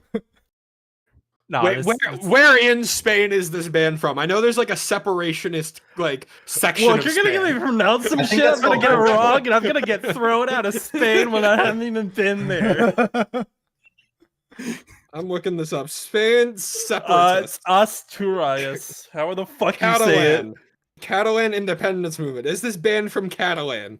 No, it's how I really spell what I just posted in chat. We can share Spain because this sound fucks. Yeah, this is a Justin hit right here, as far as I'm concerned. This is Agreed. Justin finds niche post-hardcore band that screams sometimes and is really good. I forget where I found them. I think it was when Rip My Heart Out dropped back last year. I followed them for some reason, and then this dropped out of nowhere, and I think this is in contention with my single of the month. I just really like the sonic sound, kind of all throughout it. You get like an anthemic almost kind of acoustic sound that you really kind of just vibe with and listen to. The chorus with the additional instrumentation and the vocals kind of backing it. Lost in a dream, I'm searching for something that was just never gone, just hidden in concrete beneath the surface, just waiting to feel. I'm lost in a dream. Can you hear me? Love the lyric. Love the uh, way that that's sung. The breakdown is also unexpected in this and fucks. It's so good. Every tear, every second of suffering, they've become part of who the fuck I am. Every day I'm searching for closure on the top of a mountain of gold, and then switching it to changing the second line to they've become a part of me. Uh, his delivery on who the fuck I am is just so good. It sounds like you're like almost kind of locked in your own head almost, and it's just that kind of emotion really just elevates the song for me. And yeah, Texwo, or however the fuck you say it, have really been kind of a hidden gem for me this month. And I don't know if they have anything coming up. We'll possibly find out. Who knows? But if this is what it's sounding like, I'm all for it. I would love to get an EP from these guys, so I can add a good EP to my list of EPs for the year. That would be fantastic. Dude, legit, the EPs this year have like been more interesting to me than albums, and like we'll get into it later when we talk about it more. But like I've been enjoying EPs more, and I've got like a longer list of EPs that I enjoy than a longer list of albums that I'm currently humming and ahming for my top 10 right now, and that's not happened before in a while. Before this month, I could name you 2 notable EPs from this year. There's now 3. We'll get on that later. Little teaser. I got nothing else to add. This text was solid fun, Justin. You did good. Nay. That brings us back to Derek for another one. Let's go. Not a Toy have released their newest song, One Sided. Man, I feel like this band can do no wrong for me at this point. This is just this kind of emotional, almost like it's fake upbeat is the way that I would put it. Like you have the beat moving quickly, but the lyrics and the tone don't necessarily reflect that. Yeah, this is very, to me, Landon Tours-esque. We'll again get to that later because those 2 songs go hand in hand for me. But yeah, I really enjoy the way that Not a Toy, with their music, depending on the vibe that they want to go for, either convey a very definitive swagger or a very like melancholy, nostalgic sadness. They have a very unique way. Well, I shouldn't say, maybe it's not necessarily unique to them, but unique among a lot of artists that only a few can pull off, at least in my opinion, that can strike that balance. And I think they do it perfectly. We were talking about Sean Fitz having range. This band has a lot of range too in their limited discography. And I would love to see them branch out into more of the rock side of things like they have in the past. But if this is the kind of more chill, vibey direction that we're going, I won't complain at all. This, to me, is one of, if not my favorite single of the month. I didn't know if I'd get anybody with this one. Besides, I was hoping Jacob. Did I get you? Yeah. Okay, Yeah, I'll take it. A little bit. I figured if anybody, it would be you. Unless. I liked this. Okay, let's go, Jake. Eh. Yeah, expected. What are you gonna say, Jacob? You showed me the I think it's from last year. They had a Land and Tours feature on one of their songs. Yeah. I really enjoyed that, but I haven't like revisited or visited, I guess, anything from them since that. So. No, I got you. There's too much music to keep track of as it is, man. Yeah. Increasingly less time. I can't see it in the thing, but I'm assuming this next one is a Jake ad. Am I right? You would be right. it Memphis away. May Fire have dropped brand new song Paralyzed.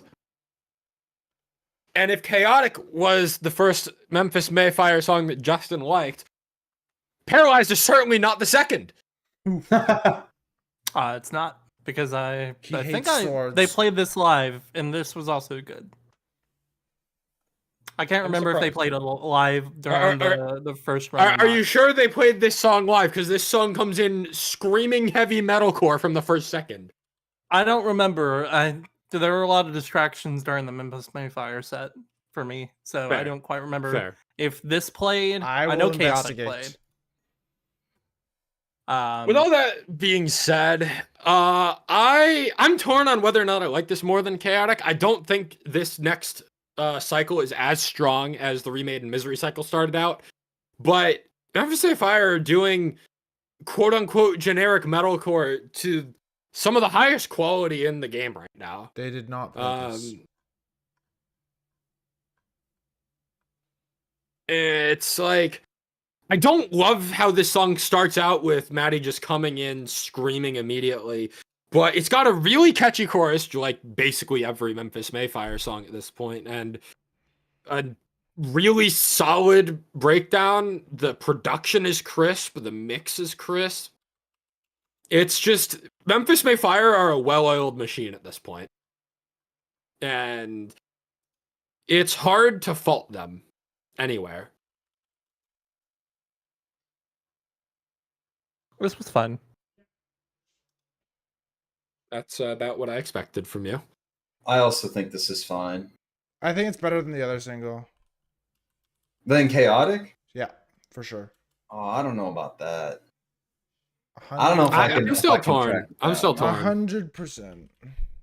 100? Yeah. Yo, that's crazy. 100%. Did y'all catch the line in the pre-chorus of "It's a war I'm waging"? It's a yes, I think so. It's because Cody wrote it, right? Yep. This is certainly, that is one thing. Yeah. Oh, yeah. That was my first thought when listening to this. This is certainly a Cody Keystad song. I'll tell you what. Yeah. Yeah, I agree with you, Jake. This cycle seems to be weaker than Remade and Misery. But that being said, Remade and Misery had a lot of singles, first of all, and a lot of them took the album coming out for me to enjoy them. The one that comes to This mind definitely is Left 4 screams Dead. like, yeah, this to me feels like a song that's going to get better in the context of an album. Because when you start out a song just screaming like this, it's a little jarring. When this is like, let's say, for example, this is track 5 following a song that has like a riff that like fades out over the course of a second or two, or even like a slow fade out sort of song, or even you get a song that like has a fast riff and just like cuts and then this comes in. I feel there's so many ways to transition from another song into this in an album that makes it less jarring. But we'll see what Memphis May Fire has cooking. We got another band that we've interviewed. A lot of bands that we have interviewed on our After Hours series have released new music this month.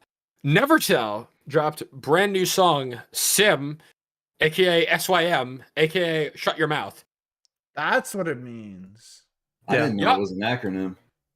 Yep, it's from the breakdown call, and you know that it's gonna. If you name the song after your breakdown call, it better be a damn good breakdown. And Nevertell delivered the damn good breakdown. I mean, it also wouldn't make sense to have a Nevertell song called "Shut Your Mouth." I think Sim is just a better title for this song. But this song bangs. Not my Is this favorite your Never song Tell of the month? song. No. Yo, anybody heard of a band called Linkin Park? Yeah, I've heard of that maybe a band couple before. times. This feels very heavily influenced by them. If you haven't heard of them before, I might need to go into Linkin Park discography a little more. I mean, yes. We've I'm only like, been saying this for 4 years now. I'm like 2 There's a- steps no, away but from bringing your neck. this one, besides like the intro, like the like trap esque intro, this song screams Linkin Park influence. I mean, I Yeah. said this when the teaser came out, but it feels like Mike Shinoda just possessed Raul for the majority of this song, and you can definitely see where a lot of the influence came from in this particular song. I don't know. I think I enjoy the more pop-esque kind of alt style of Nevertell. Well, a lot of the stuff that came out on Everything in My Mind more than the kind of rap style. I'm glad to see them branching out into like different styles of music to not, keep it all that same thing. But this, apart from like the like recency bias, I don't think this is going to stick with me all that much, except in the context of the album. I love it. I don't think, yeah, like I said, like you guys said, I don't think it's my favorite, but I still love it. It's so good. Yeah. I think Nevertell might be like the only. I could be talking out of my ass right now and be like a total hypocrite, but Nevertell might be like the only rap rock that I'm like really. What is the word I'm looking for? Focused on? Invested in. Invested in, yeah. Agreed. Yeah, at this point, I'd probably agree. I think there They just do maybe so well. one or two that I've gone back to, but yeah, just the contrast between them two just works so well. I think what it is too is that their consistency is unreal. Like they are constantly putting out good songs, so Yeah. there's never. I mean, like maybe Jake would disagree, but for me, like From Ashes to New is a hell of a roller coaster of a band. Fire from the Gods. I would say From Ashes to New have been historically a roller coaster, but Blackout was phenomenal across the board. I still never listened to that. You should. It's still sitting in my listen later playlist. In hindsight, I underrated Monster in Me, and that was in my top 5 songs of the year. Also, apparently, Far Away and Modified are not on the album. Everything Before Sacrifice is not on the album. Yeah. Yeah, Which makes Sacrifice is the first sense. song. Yeah. It's a little disappointing, but it makes sense. Yeah. Well, we're kind of on the topic of From Ashes to New anyway. They've released a deluxe version of Blackout this month with 3 new songs on it, one of which featuring Chrissy Costanza, and that made the song infinitely better. So Perfect. Done deal. There's my excuse to go listen to it. yeah, it's Barely Breathing featuring Chrissy Costanza. I remember that song on the album was like, okay, this is a good song. They've re-released it with Chrissy Costanza. I'm like, holy shit. So yeah, we're not actually officially talking about it here tonight, but Yeah, I was about to say Nevertell's great though. Nevertell is great though. And I am very excited to see them live. I'm going to be seeing them open for Beartooth later this month in July. Oh, I have to wait one till day some September. bands will stop. One day some bands will stop paying Virginia. That's Yep. all I gotta say. But today was not that day. No, this year is not our year. 'Cause Tirana. supposedly, Jeremy. It's so tragic that they're not playing the Worcester date on that Point North Rivals tour. Because I feel like if Nevertell were actually, that's probably the best chance we've had for a Hivemind meetup since 2022. Maybe. Yeah. At least like maybe not like timing wise, but like probably one of the most agreeable tours between the 4 of us. We'll find one eventually. We'll find another one time day. eventually. What was the last like tour that we all saw? Was besides Bad Omens? Was it just Bad Omens that we all saw? I would argue the Dayseeker, Rain City Drive, whatever. What else No, was on that list? Holding Absence. It was Dayseeker, Caskets, Holding Holding Absence. Absence, and something else. Thornhill. Something Oh yeah, Thornhill. That's right. Yep. I remember that one. I don't think Derek Jake. saw that one.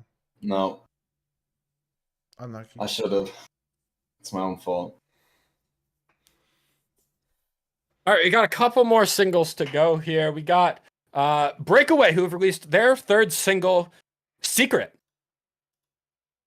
This is the follow-up to their song from late last year, Outside, one of my favorite songs from last year.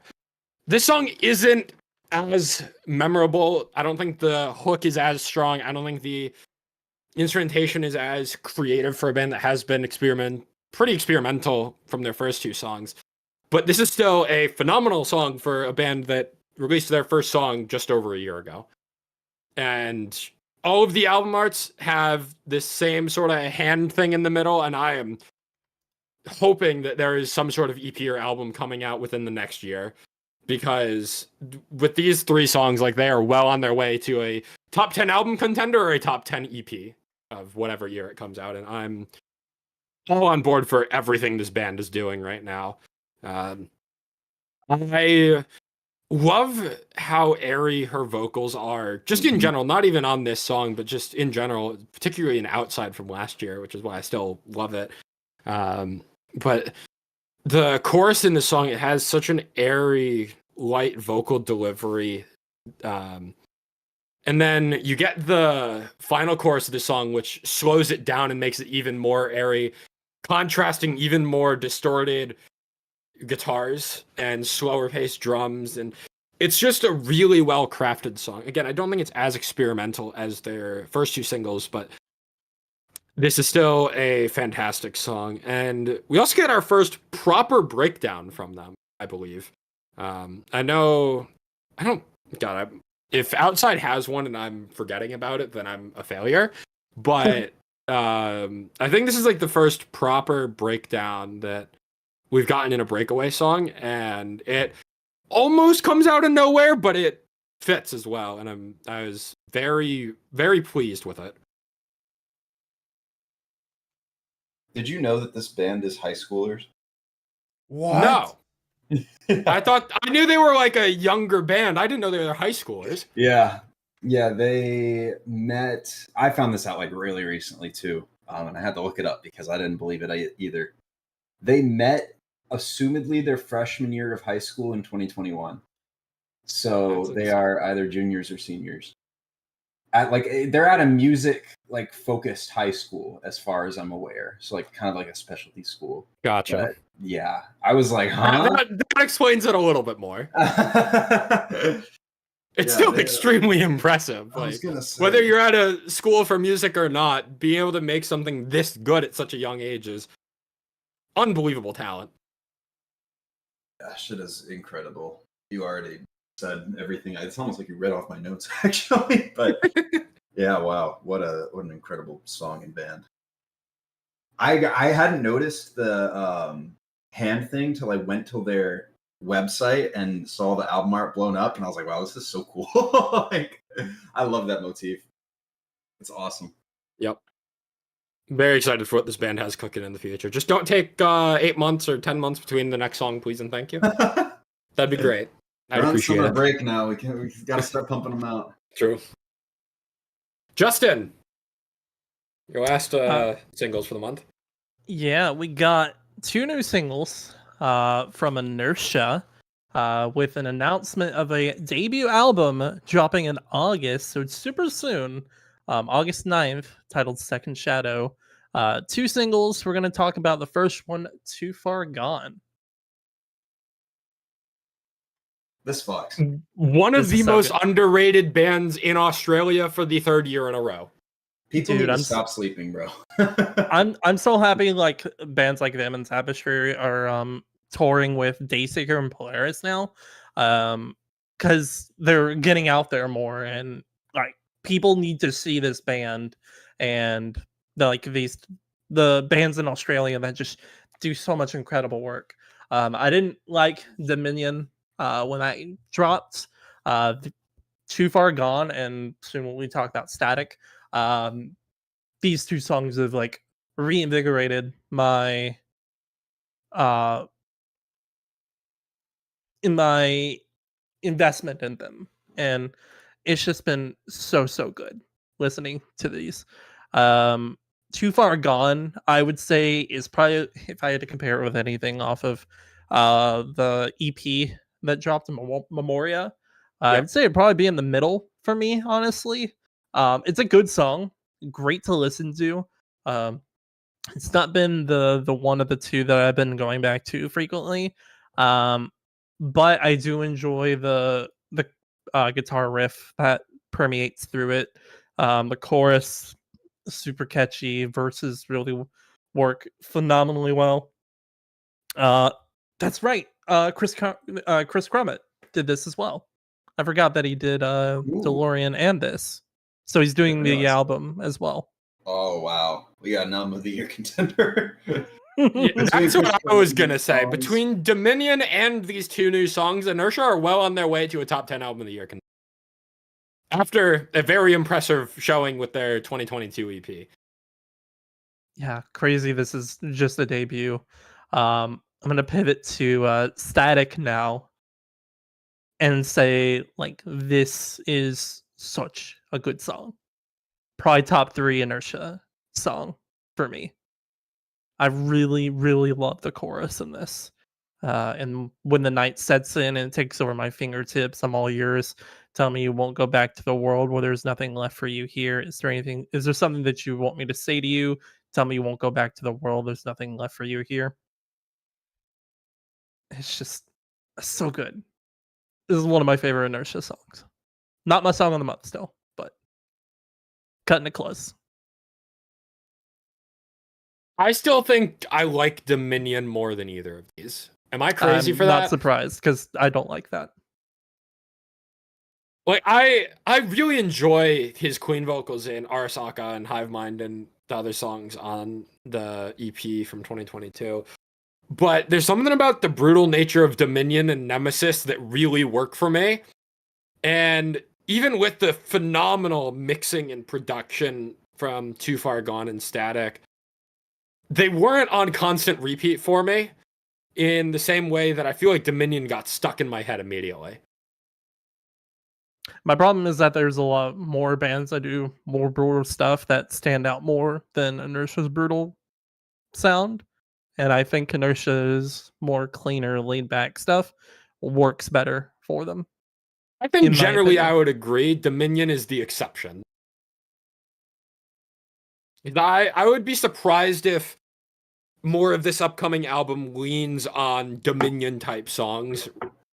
I feel like these two songs are gonna be more representative of what Second Shadow brings. But I'm hoping that there's one, maybe two other songs that are heavier, kind of like Dominion. Curiously enough, Static is right before Dominion on the track list. And I think that's kind of hilarious. Interesting. Uh, Either way, as I said, Inertia are well on their way to a top 10 album of the year contender, continuing to be one of the most underrated bands in Australia for the quality of music that they are consistently delivering at this point. Agreed. Definitely go check them out. Absolutely. We finally made it. The Jacob section. Finally. we only we took just have 20 like a songs. couple of we have a couple of trade cards that are just like intermittent between Jake, Derek, and I, and then you just got like a little toy trade in the back of just Jacob's singles. Alrighty. Rain City Drive have released Neverbloom. Banger. This is my single of the month.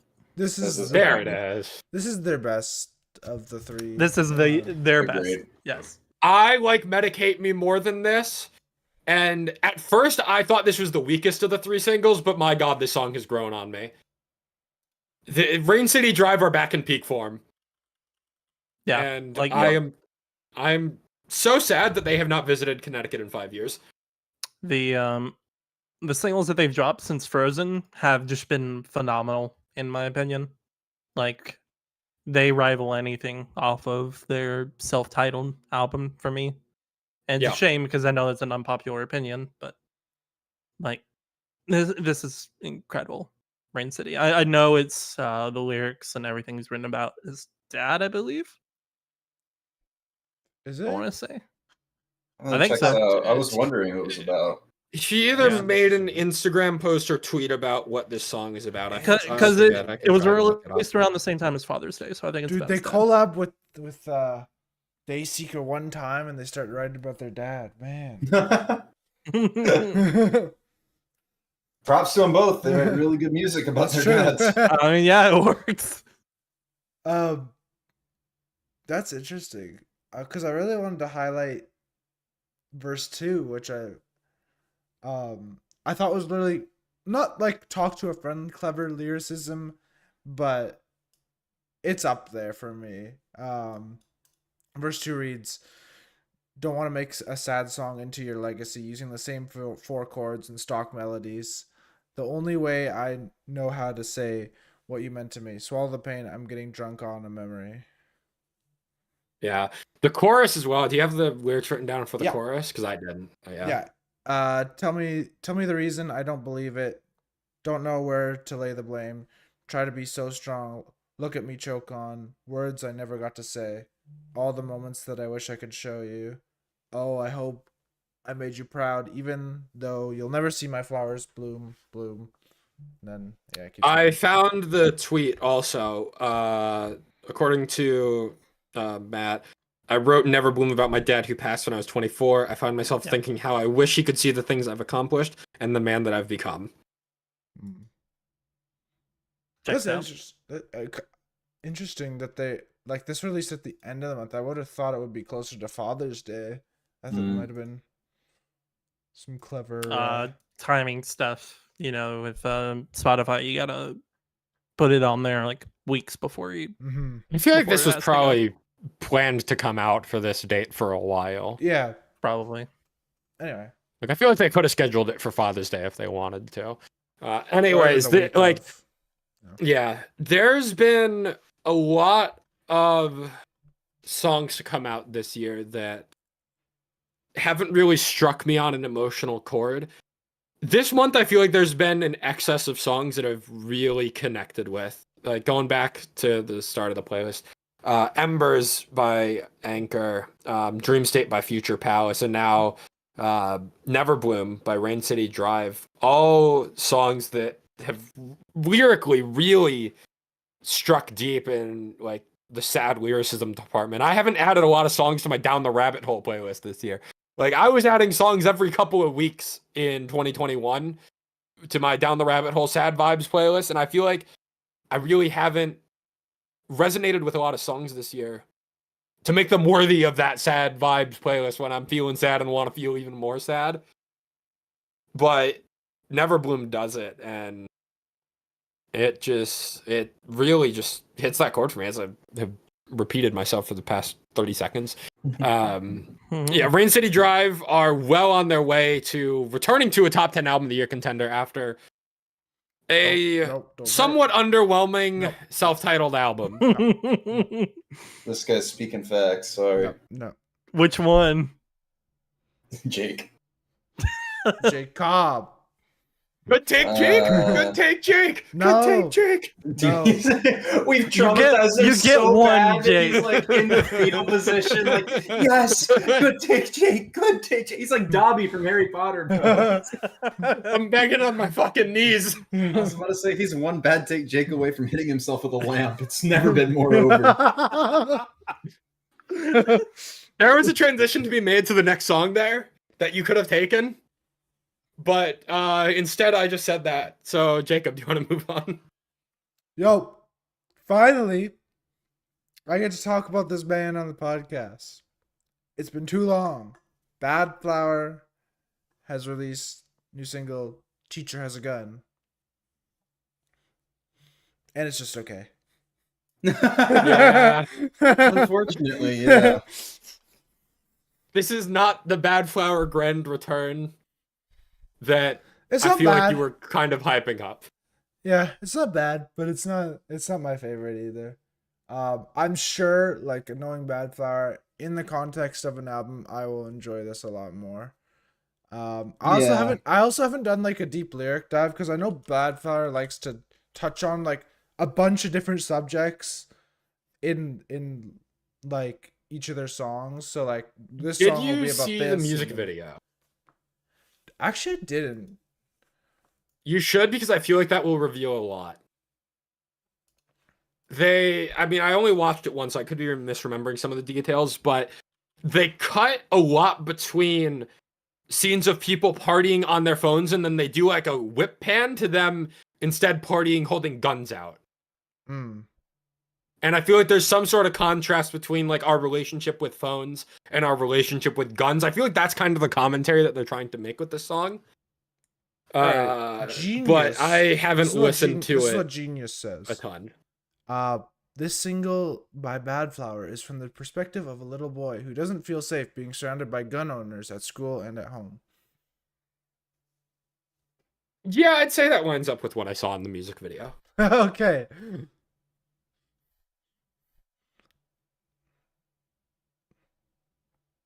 Yeah, I don't know if it was. Maybe I should have watched. Maybe the that's music why I don't video. connect with it, because it's a freaking American problem.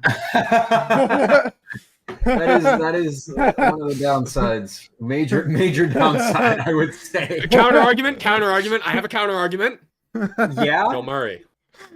That's American fair. motorsports. Bill Murray outweighs gun violence. I'm gonna be so real. You are very real for that one. I never said it was a good counter argument. I was feel just like saying if counter argument. If I put like an AR-15 on one side of the scale and Johnny Frank on the other, well, actually, Johnny Frank probably is gonna weigh it down. Maybe. All right, Dude, he's a gonna lot mow. of He's gonna mow AR-15s. over it. Oh god, dude. But they have a. Actually, no, Machine Gun. Their song "Machine Gun" is about like soldiers, like dealing with PTSD, I believe. So it's not really the same thing. Anyway, I like I said, I'll probably appreciate this more in the context of an album where I'll get a bunch of different subjects thrown at me like they usually do. Yeah, it's definitely gonna be an album type of song. At least that's the vibe I get from it.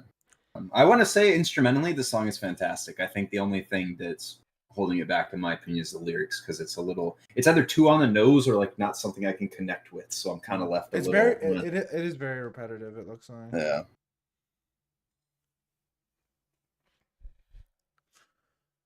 Landon Tours has released new single "Fallen Out."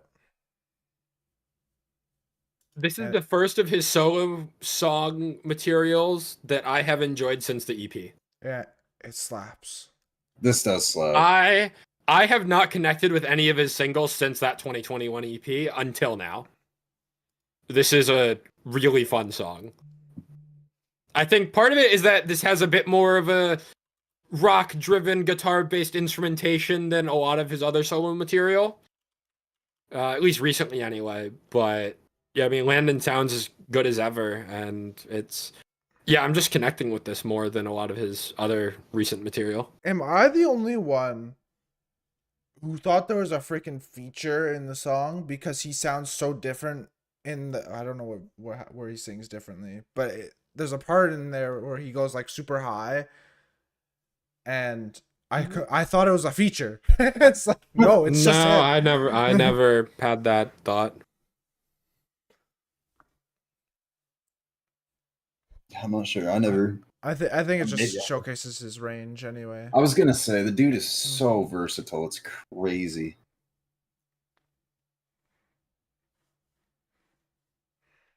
Yeah, I think if not one-sided, this is my song of the month. Yeah, the dude can't miss. He just. Yeah.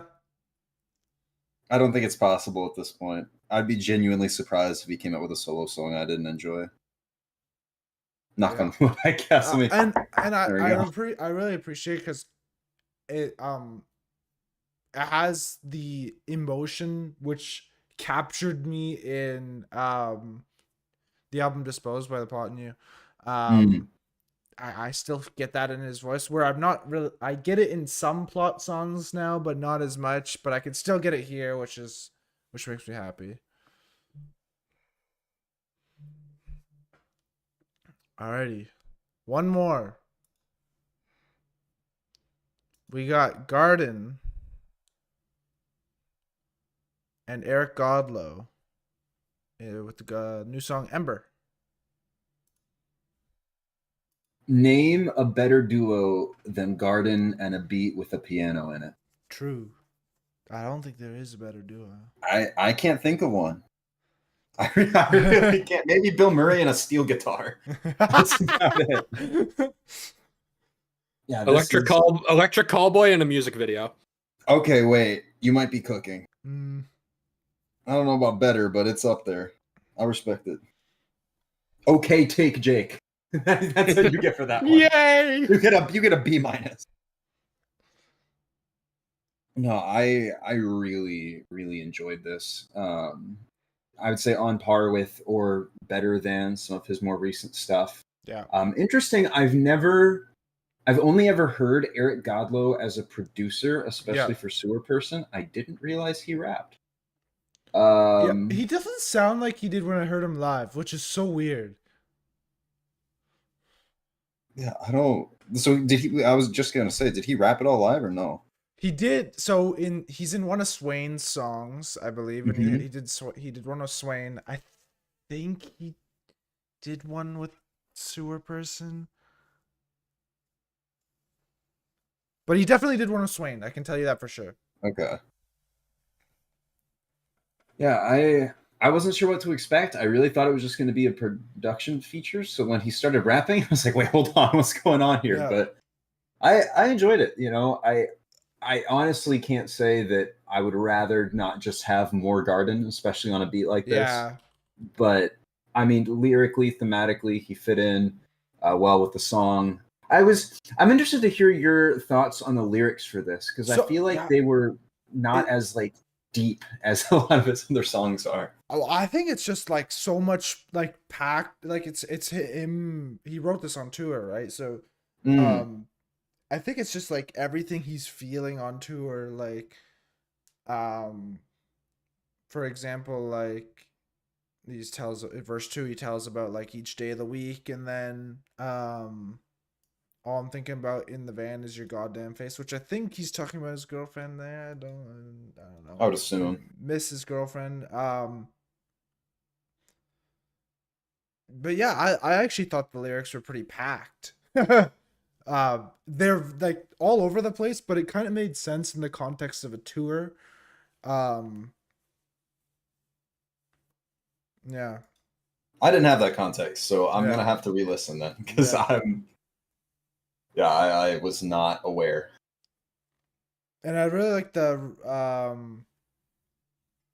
freaking bridge where he's like, "Wait, this is the part I haven't made yet." It's like, yeah, okay, that on par. It's just so genuine.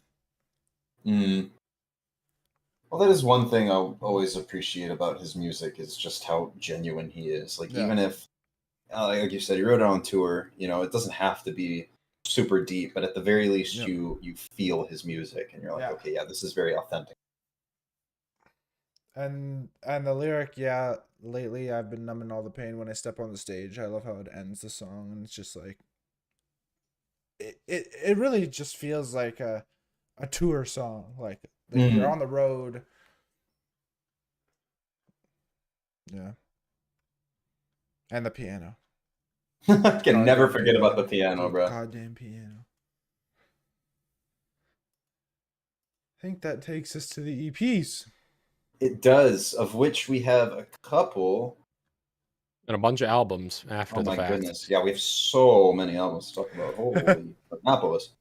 Just a few. We'll start off with EPs. We got Noah Thomas dropping his EP, If Love Could Save Us, We'd Live Forever.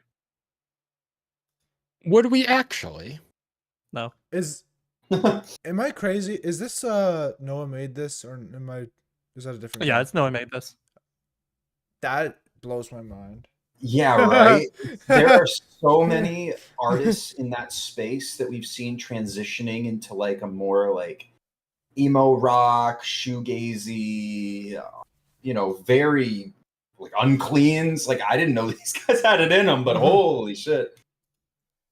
Dude, gnashing teeth, you told me that was Noah made this. I'd be like, huh? What's going on? Yeah. I was also very surprised, Justin, that I got to gnashing teeth and I listened to it and I thought Justin added this to the playlist. Yeah, that's it's really short too. It's like a minute, right? So it's just like in and out. Oh, I added this knowing full well that I wasn't gonna like the EP, but I have friends that do. So Interesting. as long as friends appreciate it, that's all that matters. But So- no, I enjoy Yeah. Spine off of this. Me too. Spine is my favorite. And then of course We Live Forever. Everything else just kind of blends. Doesn't really stick out with me, unfortunately. I was intrigued with the Lil Lotus feature because I like a couple Lil Lotus's songs, and it was okay. But that's kind of all I have to say about it. I didn't really spend much time with it. I enjoy this EP a lot, sonically and like thematically. I agree with you, Justin. I think Spine is the best song on this album. Gnashing Teeth in We Live Forever are my other two favorites, and I think that they also do a great job of starting and ending the EP. And just this the atmosphere on this EP is really, really well crafted. So yeah, go. Spine sounds so much like Holding Absence. Ooh, Yeah. I hadn't made that connection, but you're right. I have that in my notes, but yeah, I agree. Like I thought he sounds so much like Lucas. There's a little bit more screaming than Holding Absence, but the clean sounds so much like him, and even the instrumentals sound like Holding Absence too. Yeah, I was very impressed with vocal delivery, instrumentation, atmosphere across the whole album, or across the whole EP rather. I mean, Low I Am a Port and Dancing in My Room weren't necessarily my favorites, but I think it lends itself into being a 5-track EP, and I think in the grand scheme of things, I haven't been able to. I mean, there's the meaning on its face in terms of the name of the EP and different things like that, but I haven't really delved too deeply into themes. But from what I can tell, it works, and I was very surprised. I also didn't know that this was Noah made this. I figured it was somebody like a behind the scenes producer or artist that I hadn't really noticed before, but that being Noah made this is even crazier. Yeah, I wouldn't have know, expected right? that to do that. We talked about him when something of his dropped previously. What I don't think it was Current, so I think it was before. I think it was after Current's dropped. I mean, he produced the Hate You freaking More. Homebound on the Garden album, right? Yeah, That's and a couple other tracks that God, I'd have to go look. was it played? Forever Missing Homebound.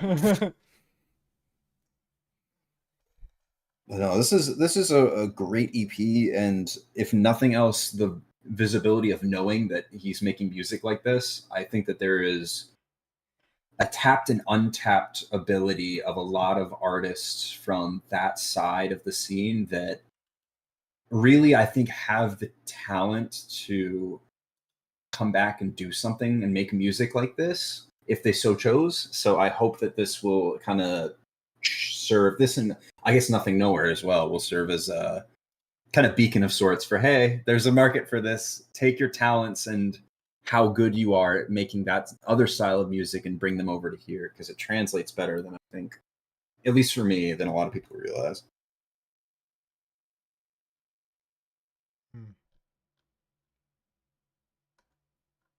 I guess that brings us to our next EP. Jake, if you want to take us away on this one. I just gotta make sure something real quick. Okay, yeah. The final of the many Hivemind After Hours guests that we've interviewed previously with a new release this month. Paul Bartolome's brand new EP, Fake Hollywood Part 1. Coming off of the upcoming album, Fake Hollywood, out presumably later this year.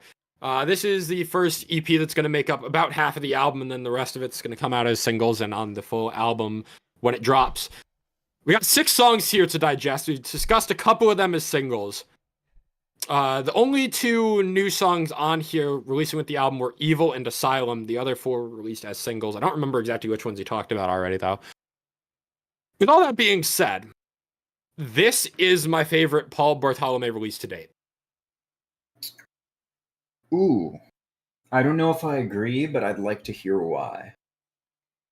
I feel like Paul's harsh vocals have never been better, and I also feel like the instrumentation has leveled up. On songs like Dream World, I feel like the guitar riffs and tones and the drumming and everything comes together to make a more crisp, leaning metalcore sort of sound, but still has Paul's fantastic clean vocals at the helm during a lot of it. Same with Dancing with the Dead and Asylum, even Evil as well. Judgment was a song that grew on me over time. It's heavier than I would typically enjoy, but with enough exposure to it, I came to like it, I guess, in the same way that I've come around to some Noctilus and Alpha Wolf songs this year. So, yeah, overall, I just feel like this EP is the culmination of everything that Paul Bartolome has been building over the past couple of years with Screaming Through the Radio or Screaming from the Radio. I forget exactly what the name of that album is. Where that was primarily just like radio rock with soaring hooks. But then you get into his last album, which was Reflections. And I feel like you get a little more refinement on there, but there were still some songs on there that had potential, but just didn't stick the landing sort of thing. Like I still think back to Stressed Out featuring Kirelli of Conquer Divide and how incredible that song could have been, but it fell a little flat to me. And then I look at the 6 songs on this EP and I'm like, wow, I can't think of a single moment on here where I wish that something was done differently. That checks out. I agree with you, especially on the instrumentation. I think that particularly the riffs in this are much stronger than they have been on any other release. And especially, there's almost a theatric atmosphere to it, which I don't know if that is a byproduct of, fake Hollywood and Hollywood, the lights and the production and everything like that. And I think that they've really, in those previous releases, developed a great ear for melody as they've gone, and definitely leveled up there. I also really hear Danny Warsnop in a lot of the, especially clean vocals here, but he's the got to be influence influenced in by him. He's around with him all the time. I was gonna say, like, hanging out with somebody like Danny Warsnop, I imagine would be creatively like very interesting, especially for a band who makes music like this. So you can definitely hear it. I agree with you halfway on the Uncleans. I think they've definitely leveled up in terms of technique and in delivery. I think the mix on them makes them feel out of place to me. That's fair. It's a little muddy, which kind of takes me out of the experience of the EP a little bit, because everything else is well produced and there's a definitive sound that they're going for. And I feel like with the way that they included the Uncleans, not necessarily everywhere, in breakdowns, there are times where it hits fine. But in the verses or as backing for the chorus, it feels almost a little bit to me like it was included as an afterthought. Like, not that they did this, but in the sense that they had this completely done without the Uncleans, and they were like, oh shit, we got to include these before we release. So they weren't done at the same time. They feel, because of that, they feel out of place, not in sense that they don't work, but just in terms of the mix. And that for me is a detractor in a lot of the songs where they're included, to the point where I'm like, this is so close to being so good. And there are elements here that are extremely well done. I mean, I was very impressed with a lot of what I heard here, but ultimately, I don't know if Justin or Jacob, y'all feel the same way, but for me, that was one thing that held me back from enjoying this more than I wanted to. I unfortunately did not enjoy this as much as I enjoyed Reflections. A lot of the unclean stuff just did not work for me, unfortunately. So is it like That doesn't entirely surprise me. Yeah, I'm not surprised either. I feel like there's a tone of uncleans that Justin particularly likes, and this is not that. Yeah. I'm a tonal boy, and this was not very tonal for me. What are you, like a printer?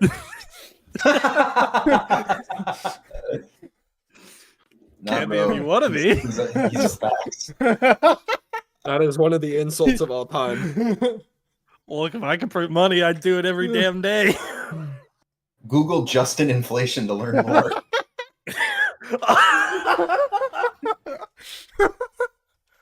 Oh, I hate that. It's just a video of him bowling.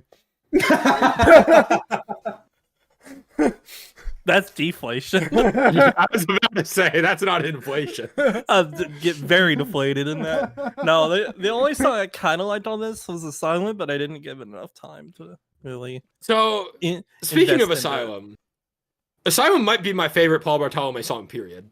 Wow. No, I can see it. I respect that. I fucking love it. big. I love the opening riff. I think the chorus is one of the catchiest things that Paul has ever done. I'm losing all my sanity. I'm trying to grasp reality. Been falling for insanity. Can't hold on. I'm lost. Asylum. It's fairly basic, but with the backing instrumentation behind it that leads into just such a sick riff, into just incredible verses as well. You get a sick breakdown.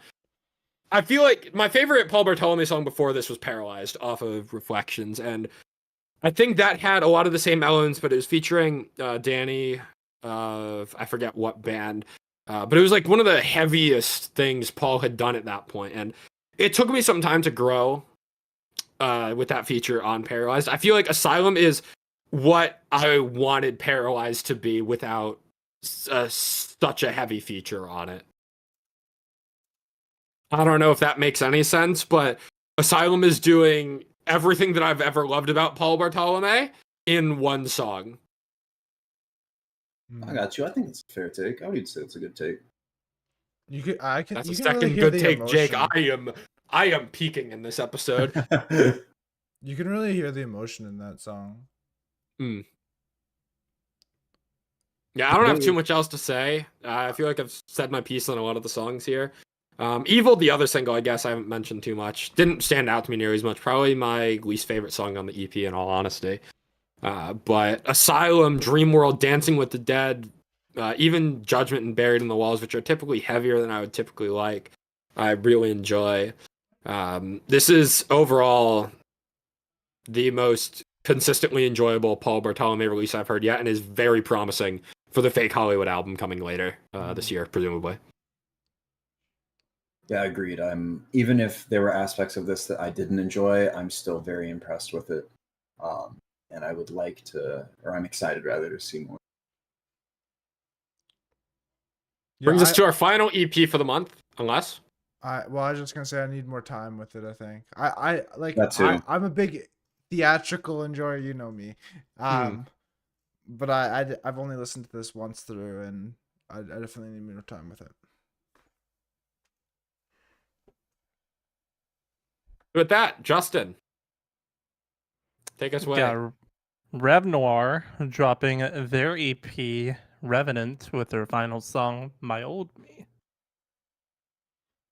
I feel like we've talked about the singles across this album very intermittently, so I don't remember exactly what we talked about here. The only one we've not talked about is Invincible. And then obviously My Old Me. Overall, this is a very solid debut EP. Yeah, I don't love everything on here. I don't love Invincible as the opener, and I don't love 20mg, but Bang Bang, The Pact, and In Limbo are all fantastic. And My Old Me is also a very unique sound for them. It's completely different to any of the other songs they've released up till now, and I think rounds out the EP in a very nice way.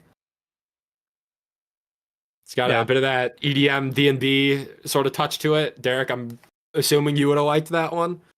I didn't get the chance to listen to it because I Oh, wanted to okay. hear what you guys had to say about it. Yeah, And my then old I me know. is very, My old me is very definitely Derek what you Cohen. want to listen to.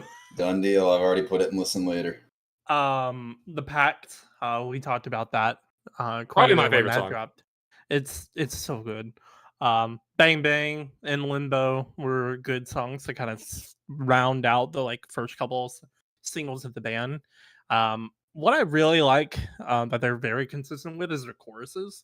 Like same as you, Jake. I really don't like them as invincible compared to the rest of the EP, but I think the choruses in each of these songs is just really really good, especially My Old Me, where you get kind of like that darkened style into it. It's just it's so good. Like the atmosphere all throughout this EP, top to bottom, is great.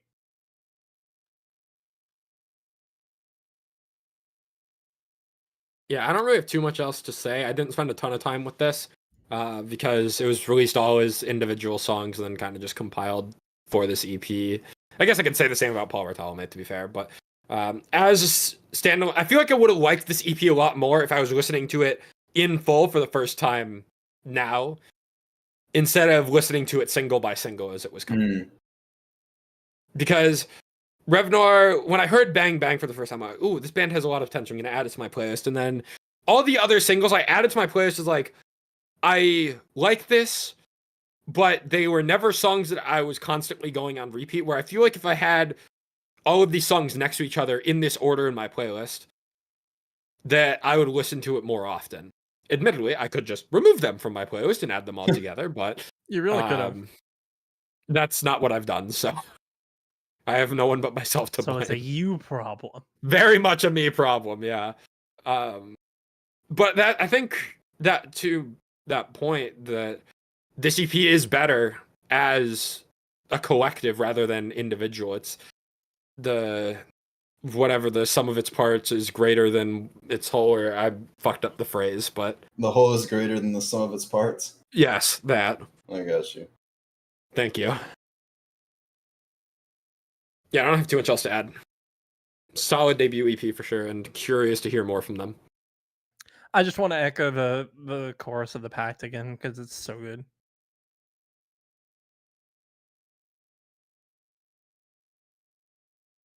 On to albums. We got a lot of bands that we've never really talked about before releasing some albums this month. A lot of Jacob, why don't artists. you get us started? A lot of artists. True. Yeah, Crywolf has released Let Me Be Your Womb. And this album nails its atmosphere. It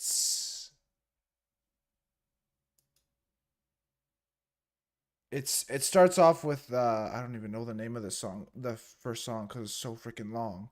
Oh yeah, mother of the blueness, angel of the storm, remember me in my opaqueness. There you go.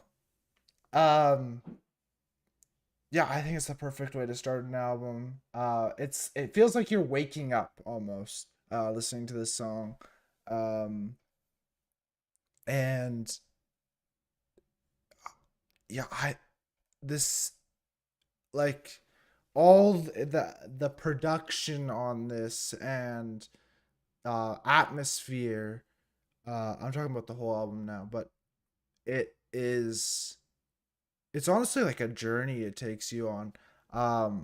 Some highlights for me are like I'm gonna butcher the name, but Tenebrescence.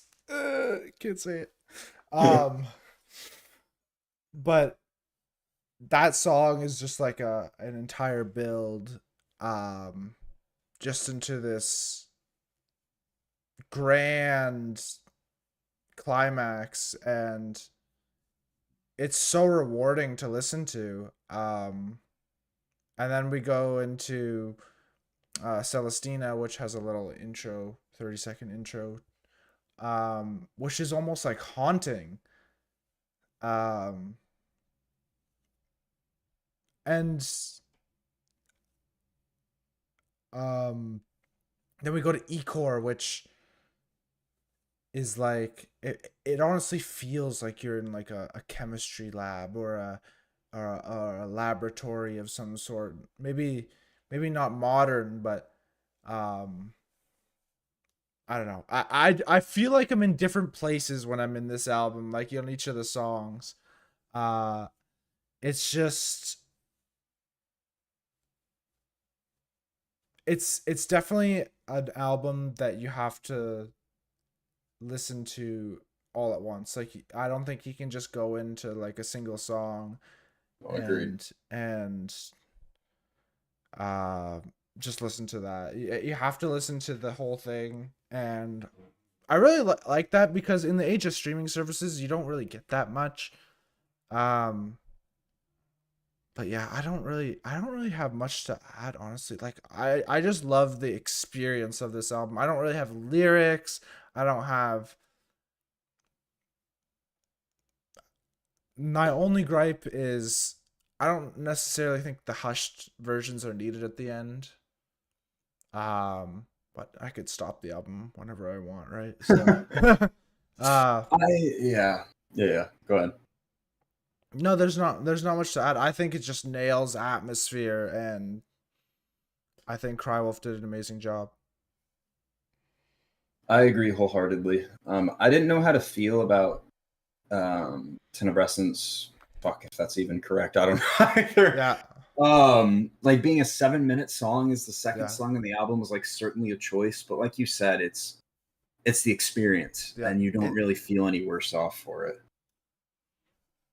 I remember Googling what that meant, but I forget what it means now. I remember you Googled it and told me what it meant, but I have Did I? also forgotten what it means. So it's what the heck? Is the ability of minerals to change color when exposed to UV or sunlight. Oh, okay. Cool.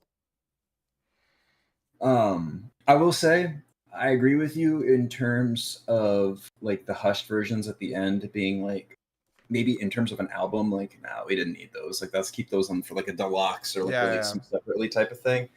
I think in terms of the experience, it's almost like I kind of see it like a movie almost, and the hushed versions are the end credits.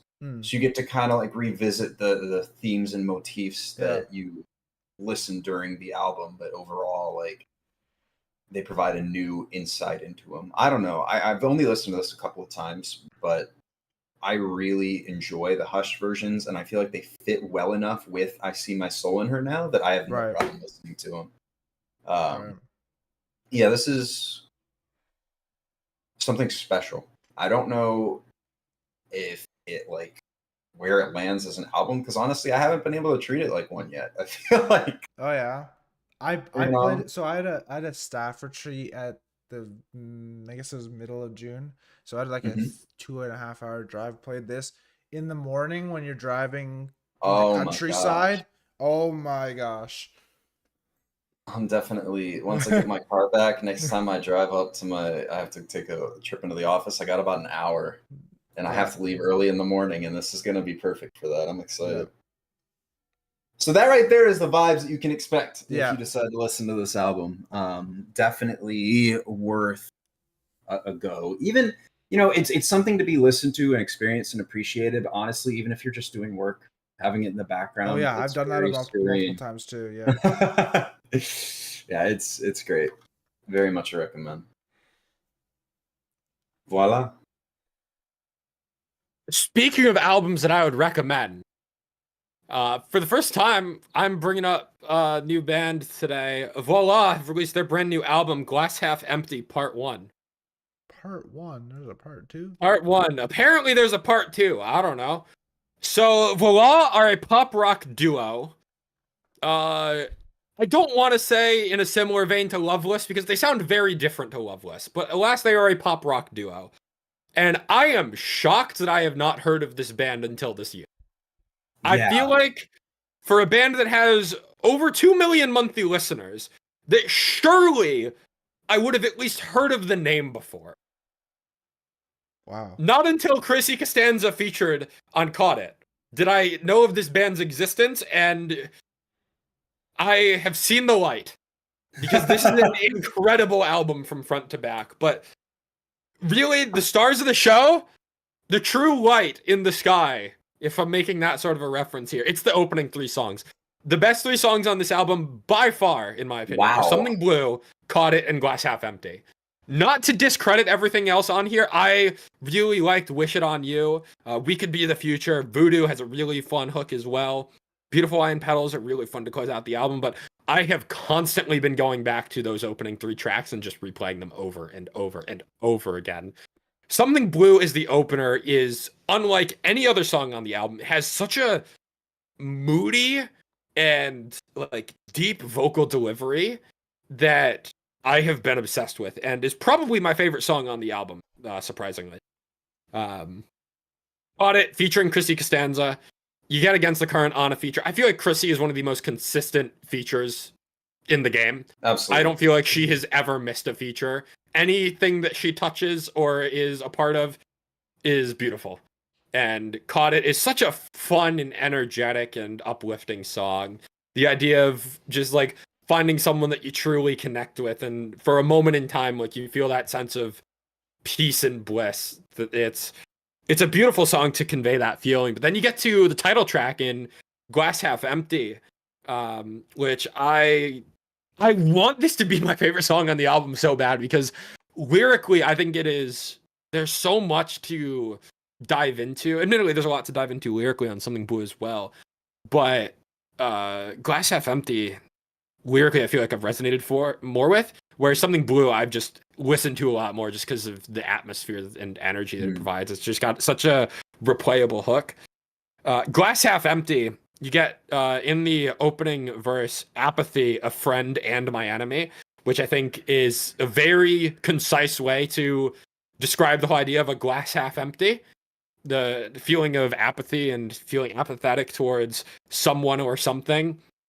And then you get into the chorus of, tell me what does it feel like to feel anything again? I know that it takes time, but this never ends. And I'm starting to realize the glass half empty has been just a way to be baptized in the taste of your own medicine. And the delivery on that as well is fantastic. Again, I've got to keep just reading off the lyrics here. The second verse, don't tell mom, tell her it's just a song, and tell her I'm holding on. I'm sorry I missed her call. What if this wasn't what I wanted? Can I return the life I've started? 26 years and I've exhausted. I guess we're calling this an artist, before it gets back into the chorus of tell me what does it feel like. So you have this entire verse of like thinking back on your career as musicians and an artist, and thinking back like, we've had all this success, but was it really worth everything that it cost, sort of thing? And I don't know, it's just I've really appreciated the lyricism on it. The last I'll mention for Glass Half Empty is the bridge, and I call it a cry for help, but you call it a chorus. But as long as these records sell, I guess we just ignore it before it goes into this sick, like super fast-paced guitars and drums. One of the more upbeat pieces of this entire album. Yeah, if you can't tell, I've just been obsessed with Glass Half Empty as a song, and the opening couple of songs as well. I never mentioned, I guess going back to Something Blue, since it is technically my favorite song, the opening delivery of Dearly Beloved, we're gathered here today to watch a big mistake. White's not your color, what I meant to say. And my feelings haven't changed. Are my feet getting cold? She said. Is it 20 below? She said. There's something I must confess.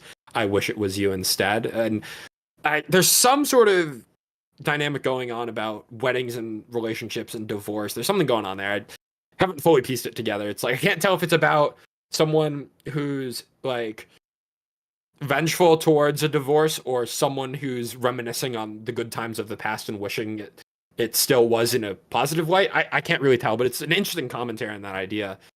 And the rest of the album, all these lyrical themes that I've mentioned, there are some depressing tones underlaying happy events of like how things can go wrong. Like you think you're on top of the world, and then things can fall apart, and you start to see the glass not full, but instead half empty. And the rest of the songs have that sort of lyrical connection and touch as well. I feel like there's a very concise theme going on here. And yeah, overall, I am really, really happy with what I've heard across this entire album, and is one of my favorite albums I've heard this year and one of my favorite new bands I've discovered in a long time. This guy's spitting. Is this the same Jake? Have we replaced Jake in the what am I going to call it? The off season between our. I don't want to dig myself a hole. However, there's a couple more bands that we have to discuss up next that I'm just saying might not have a perfect record by the end of this. Yeah, that might. I think if you and I do not share the same opinion on this next one, it's irredeemable. Take Jake. I do want to say before we get to that next one, unless Justin or Jacob have anything to say on this, is that I really appreciated how well they made each of the features work, especially the Chrissy Costanza feature and the Cassidy Pope feature on Blind Spot, which was my favorite song on the album. And I hear a lot of different artists in this, like Bad Sons, 5 Seconds of Summer, Ben Camino. The choruses of Dead to Me and We Could Be the Future gave me very much Ollie Sykes vibes when he got into his rap. I totally see it in We Could Be the Future. Yeah, it's crazy. Totally I heard it. I'm like, huh? What's going on? Now that you mention it, I'm wow. It's crazy. And especially like Hope That I Go First is like almost dead Louis Capaldi, to like throw a name out there that's more in the pop realm than anything else. Mm-hmm. But it was, I found very interesting is the way that they take aspects from all those bands together to create their own sound with the electronics. And I was very impressed with the way that Blind Spot's instrumentals kept some of the melancholy from Hope That I Go First and kept that vibe while bringing the album back up to pace. It was extremely, extremely impressive to me. And that if nothing is like groundbreaking about this album, there are no like flaws in it. Like it is one of the most solid albums I've heard all year, front to back. Like there are no misses. It just starts off strong and never stops. Yeah. And I was really, really impressed. This album released the weekend that I arrived in Cape Cod, and this was by far the album I listened to the most while I was gone for that week. Oh, I could totally see it, especially the vibe that the album has. If nothing else, sitting on the beach with my Bluetooth headphones on, just sitting back, eyes closed, soaking in the sun to this album, it hit different, man. No doubt. Justin, did you listen to this? I did not, unfortunately. You need to get to this, brother. Yeah. I alluded to it earlier in the podcast, but EPs this year so far have been more interesting than albums, and I've not seen anything on my radar yet. I think you at least need to give Glass Half Empty and We Could Be the Future a chance, I think. I'll give them a listen after the podcast. This is like the best parts of that Ben Camino album turned up, I would say. I very much. It leans a bit more into the pop rock side of things than pop does, or than the Ben Camino does with pop, but I still think this is right up your alley. I'll give it a check. Something that is not up Justin's alley is this next album. Oh. Derek, I know you've been a very active voice. I'm going to give this one to you. Unless Jacob wants to take it, since Jacob added it. No. This feels like Derek. This feels like Derek's vendetta. This is my vendetta, to quote Fit for a King. Yeah, that's Wage War have released, unfortunately, their newest album, Stigma. I have not heard in recent memory a worse album than this. Okay, hang on. Okay. I think this album starts off fine. The show's about to start. I feel like you mentioned Fit for a King, actually, which is funny because I thought this song, The Show's About to Start, reminded me a lot of God of Fire, where it's like meant to be a live song. Yeah. And absolutely. It absolutely, I think it's the perfect way to start the album, and I also think it would be the perfect way to start a show. Like, not to quote the name. Start a show. Pun intended. I actually think the first half of this album is okay. And after, oh wow, I'm gonna have more puns. The lines start to blur around Blur, and then Tombstone, and then after Tombstone, it's just like, yeah, this album sucks.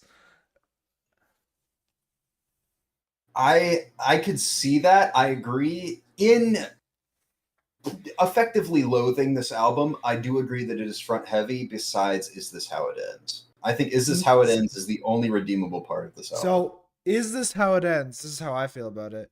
I feel it is If Tomorrow Never Comes light version. Exactly. No, 100%. You're very real for that. Yeah. That I'll get back to that later. Well, I guess I could get back to it right now. I think that among all my other grievances with this album, the thing that makes me the most frustrated is that you have songs like Nails, Is This How It Ends, both of which feel like the step behind their predecessor, which we already talked about was If Tomorrow Never Comes. And Nails to me very much feels like a Manic-esque song in terms of those corpse kind of vocals. Yeah. But it's worse than Manic. Yeah. Everything here that I'm hearing feels like something that they've already explored in some respect, but a step down. Like they've somehow regressed. This should have been the step to get them to that next part. Even with things as far back as Pressure. Pressure is doing certain things on this album better than they're doing 5 years later. I think Pressure was overhated as well. It definitely was. It is. To be fair, when you go from something like Deadweight to Pressure, I can see where that change would have upset fans who had, like, Blueprints had only been out for 4 years at that point, right? So I see kind of where people are coming from, but in hindsight, that album was completely fine. Yeah. Nothing wrong with it, and it's way better than this. I think that it's only, like you were talking about earlier with the show's about to start. What's redeemable about this is I think that if you played this front to back as a show, it works. Yeah. Like there's enough here in terms of the energy and different ideas and God, even the random breakdowns in songs like Magnetic that live, that's going to translate really well. If this album, if you told me, hey, this is a studio mastered version of a live album where they played across their discography, I would believe you. Because there's just so many different things occurring here and different styles. I think the problem is that they don't work together. They're experimenting too much to the point where nothing feels like it's sticking for me. And it ruins the cohesion of the album. Not even to say that, the songs that aren't experimental sound like a worse version of every other band that Cody's written for in the past 3-4 years. Yeah. And the guitars, to me, they sound soulless. Even at their heaviest or most technical, I don't think it's a problem with the instrumentation as much as it is the production, that they feel plasticky and overproduced, especially on Self-Sacrifice. I was kind of like, it gave me the ick. Maybe that's why I haven't liked, because I've been struggling to put my finger on why do I not like this album? Why is it just so average? And I don't know if it's the production and mix entirely, but I don't have any better answers, so it's not hitting. Yeah, that's the big thing, is that there are all these big moments that whether or not they should be here, like again, the breakdown of Magnetic is irrelevant. The fact is that shit just doesn't hit on this album. It's a bunch of flashiness and big moments that live would be great. On the recorded version, they don't amount to much. It's a big old, I'm going to use a term that I've picked up from you, Jake. It's a nothing burger. It is a nothing burger it has nothing to say. It has no concrete idea or drive. There's nothing connecting these songs together. In My Blood is an offense to everything that is talent within this scene. Happy Hunting, Hellbent, and In My Blood is a terrible 3-song run. I think In My Blood is pretty good. Happy Hunting and Hellbent, I really could care less about. I've actually gone back to In My Blood quite a bit. I think that the chorus, there's something in the water and it burns like the sun because it's in my blood, running through the river, let it flow like a flood. I feel it in my blood. It's not the most inspiring thing I've ever heard, but with the vocal delivery and instrumentation behind it, that's one of the few moments on this album that actually hits. And then you also get the lyric in that song of when it's high noon in Florida, even the devil gets hot. There's a reason he's in Georgia and not in the swamp. Like, it's a little cringe, but it's fun. And the vocal delivery, I don't know. There's something about In My Blood that works where most of the rest of this album falls flat. My feelings about cringe aside, I think that I agree with you on the chorus of In My Blood. My gripe with you, or not with you, with the song and like that take on it is there's that backing chant of In My Blood, In My Blood. And it just sounds so forced. Like I don't that's the thing is this whole album sounds so fucking corporate that it just hurts. Like it's like I think I mentioned this on our Magnetic review or one of the other songs, but it really does feel like you asked one of those new music AIs to generate you an Octane album, and it just spit out 10 all over the place songs, and you threw them all together, and it feels like they released 10 songs with the potential to end up on one of like the 3 metal Sirius XM. Like we talk about all the time, oh, this band sounds like they could be on Octane. Oh, this song could be on Octane. This literally feels like it was made for Octane. It's overproduced. It's got nothing to say. Being made for Octane isn't necessarily bad. It's not. There are plenty of bands out there that are doing great Octane core. It's just, it shows when these songs that it's not like we made a good song that happens to be good for Octane. It's, this song feels like the average song I have heard on Octane, but that's Wage War. That's not some band I've never heard of before. What happened? Yeah. Even when Pressure came out and I was a bit iffy on some of the songs, I still felt like there was enough there that set them apart and felt unique and felt like they were doing something. The experimentation just falls short everywhere. I mean, this is like way up there for, in my opinion, worst album of the year contender. And I've seen people say that it's grown on them, and to that effect, I gave it some more chances. And I went into my first listen with an open mind. My second listen, I wanted to just kill myself. Not actually, but I was that feeling of like, I am dragging myself through this album. It feels like I'm Sisyphus pushing a boulder up a hill the whole time. I have to subject myself to this. And then, Wusky said that, this is growing on me. I went back for a third listen, tried to be open. I just can't do it, man. It's just nothing. It's painful to listen to. Once you hear the overproduction and the plasticky sound across this whole album, I feel like it's impossible to unhear, and it just makes you mad because you know how many artists are out there tangentially, I suppose, putting out incredible music that deserve to be heard, and then we're giving a platform to an album that is just meant for radio and money, and you cannot convince me there is creative vision behind this. I refuse to believe it. Counter argument: the album and some songs on here are pulling numbers, so clearly there is an audience that does like it. No. I can see. I mean, think about the average. They listen to Five Finger Death Punch religiously, and all these other bands, big bands that we don't normally delve into as much.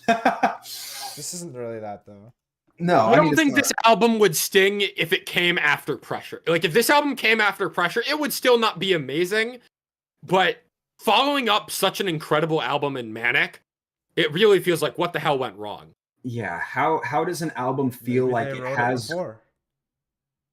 You know, maybe that is the one and only way I will forgive. If this was written, I'm gonna go back. If this was written before Pressure, I'll give him a pass. But yeah, that's the thing. How does an album feel like it has growing pains when it's coming out after an album that's already explored a lot of these same ideas? That's It was really good. Yeah, I mean, Manic wasn't in my top 10 or top 20, but it was still a damn good album. It's leagues ahead of it. I would not take a single song off of this over anything off of Manic. Except maybe Is This How It Ends for like my least favorite song off of Manic, but even so, it's just it's a light version, like you said, of an incredible closer. Like I am viscerally upset by this album because I know the band is capable of more, and they've shown that they're capable of more. So when they release something like this, it kind of feels like a slap in the face. It's interesting. It kind of feels like they're trying to be like I Prevail or something. Yeah. But I think they've missed the point of what makes I Prevail at least good in a lot of respects. And it's funny, I think in the I Prevail review, whenever True Power came out, was that last year or the year before? 2 years ago. 2022. It's been 2 years. That's crazy. Crazy. I think we mentioned that we would have liked I Prevail to stay like they could have been like the best generic core band out there. Yeah, it's kind of funny that the generic core bands are following them now. Yeah. I mean, their success has been, very impressive. I really am very surprised at how big I Prevail got, but they deserve it. But now it almost feels like in a lot of ways, I think we're going to see this with Bad Omens too, that people are going to try and replicate what has given success without understanding what gave them success. And, maybe that's why we feel the growing pains here, but this has nothing to say. I would honestly, high key, in not liking almost all the songs on this album, I would absolutely go see a live show with this album. Oh yeah, because I think you're spot on. I think especially with the show's about to start, feels like it's going to be an incredible live song and opener. All these songs get Nail 5 is just budget dethrone. Yeah. Corpse cover of Dethrone. That's ugh. I think Hellbent is the worst song on here. I would agree. I think you could name any of those last 3 before Is It How It Ends or Is This How It Ends? Sorry, Jake, to In My Blood slander. It's one if we take that out of the equation, it's definitely Happy Hunting or Hellbent. Yeah. It's too country metal. He slayed, honestly, with that one. Do y'all remember that project that he did like 3 years ago where he released a country song? Cody? Like country rock? I remember us talking about it, yeah. I don't remember. Oh, I'd have to go look at what it was called. But it was honestly... You got it? Memory of it. I think so. Give me a moment, I can find it. If you can find it. That to me, it feels like... Look, I appreciate what Cody has done for Memphis Mayfire and made them into a listenable band again. But at this point, I feel like I'm hearing songs like Hellbent and In My Blood and Happy Hunting, and I'm like, dude, just go write a country rock album and be done with it. Like, it doesn't... That's another thing. We get these, like, Southern hick metal, we live in the swamp, Florida type beat on this, when you don't really hear that through anything at the top besides maybe Tombstone, and the Tombstone is only because it could be a vague reference to a old Western movie. Like, it... Again, there's no identity. When you start an album with the show's about to start and you can tell it's a live song and that's its only purpose, it kind of gives you expectations for what not to expect from the rest of the album. And truly, it just never... Dude, he's written a bunch of Hardy songs. That makes sense. Found the band, by the way. What was it? Hellions. Hellions. Y'all, if y'all want to hear some good Cody Keystad, yeah. Wow, I didn't realize how much he's written for other people. Holy! Oh yeah, I knew he's written for like Memphis Mayfire, but like A Day to Remember, Falling in Reverse. Cody writes better songs for other bands than his own. He does. He really. That's probably why Hellions tragic. Hellions was good because it was a team up of him and Matty Mullins and Memphis Mayfire. Sleeping with Sirens. Silverstein, The Ghost Inside, We Came as Romans. Holy shit, man. Yeah, no. Any last comments on this wage war? I feel like we've proved our point at this point. Yeah. The last argument I want to make is that this album is Wage War's worst album simply because of its color scheme. Yes. You unfortunately went for a yellow color scheme. We're gonna ignore the Voila album that's right above it in the playlist. You're gonna ignore any of Casket's albums? Yellow is just generally not a promising sign for an album art unless your name is Siamese or Caskets or Voila. Yeah, you gotta multiple throw asterisks. Like, there's got to be some gold tints in there. Like, give me something like a marigold. You can't be like dehydrated piss yellow. Like, it's just over. Beartooth chooses a color scheme for each of their albums. They're going on their 6th album at this point, and not once have they chosen yellow yet. So clearly, Beartooth knows what they're doing. Yeah, 100% agree with that. Good take, Jake. Yep, good take, Jake. Everything else aside, fuck the album color. I managed to turn my Wage War opinions into a good take, Jake. That's a miracle. All right, let's move on. We got a couple more metalcore albums to talk about up next. Crossfaith have released their first album in 6 years, called Arc. I can't believe I've been listening to them that long. I feel like with the amount we've been talking about them, that number's surprising. Has it really just been singles? Yeah, they did an EP. There was an EP in 2020 and then singles otherwise. All right, so I want to say this is a step up from their 2018 album, but it's not fully missing the wind. The thing that annoys me the most about Crossfaith is there is so much potential that it just frustrates me because there's so many songs from them that I adore and think are like they're some of my favorite metalcore songs, but then there's other songs that just do absolutely nothing for me. And I feel like this album is closer to delivering on the Crossfaith promise than they ever have been. Man. But there's just a couple songs on here that just take me out of the experience. Like Godspeed doesn't really do much for me. DVMM System, whatever the fuck you want to call that song. Oh, it's completely took me out of the experience. Wait, what's it called? Hang on. I'll tell you the name once I look at it. DVMM System. Whatever the hell it is. Dummy Derek, have you heard System. that song? It's Dummy System. Dummy System. Okay. Derek, if you have not heard Dummy System yet, I want to hear your live reaction to it like right about now. I'm happy. I'm in there. Because it is unlike any other Crossfaith song that I have heard. It is stupid, disgusting levels of heavy. Multiple blez, like 7 breakdowns. It is disgusting, and it crosses the line of how heavy I am willing to tolerate.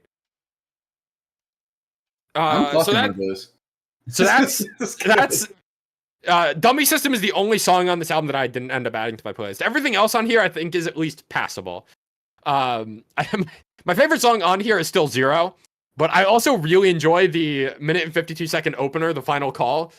Crossfaith has a way with their album openers, man. Deus Ex Machina off of that 2018 album, banger. Oh yeah, the final 100%. The Final Call, it's just doing that same playbook of like cyberpunky techno sort of intro interlude thing, booting up, system start into this sick ass electronic beat. It is so good. I understand why Crossfaith was a gateway band for me now. It makes so much sense.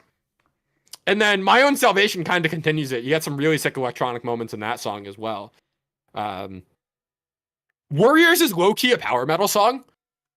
Yeah. It's because of Sim. Because of Sim. But it's like very chanty. I feel like that song would be a ton of fun live. Headshot also I feel like would be a ton of fun live. And then you get to the end of this album with Nightwaves, Afterglow, and Canopus. Nightwaves and Afterglow being a very sharp deviation from anything Crossfaith has ever done, really. They're basically synthwave songs with like no real guitars in them at all up until the end of Afterglow. And I feel like in the context of the album, it goes back to what I was saying about Crossfaith, how they are so close to hitting the mark, but then it just doesn't stick the landing, where I can tell that there's a very clear intent and concept and meaning behind a lot of this album. and Nightwaves and Afterglow are very purposeful, but sonically they don't do much for me. I can appreciate what they are trying to do for the album, but like they don't. I need to be in a very specific mood to want to listen to those songs. And then you get to Canopus, which is the closer, which is this very uplifting and it feels like an anime opener song almost. And I quite enjoyed it. It's a very solid closer to the album. It had very strong closer energy to me. And even if I didn't love all the connecting pieces that would have delivered on the promise of that closer energy, I still understood what they were trying to go for. And overall, I think there's a lot to enjoy about this album, and it should be an album that is enjoyed as an album rather than singles, but ultimately, I enjoy this album more listening just singles, which is a shame.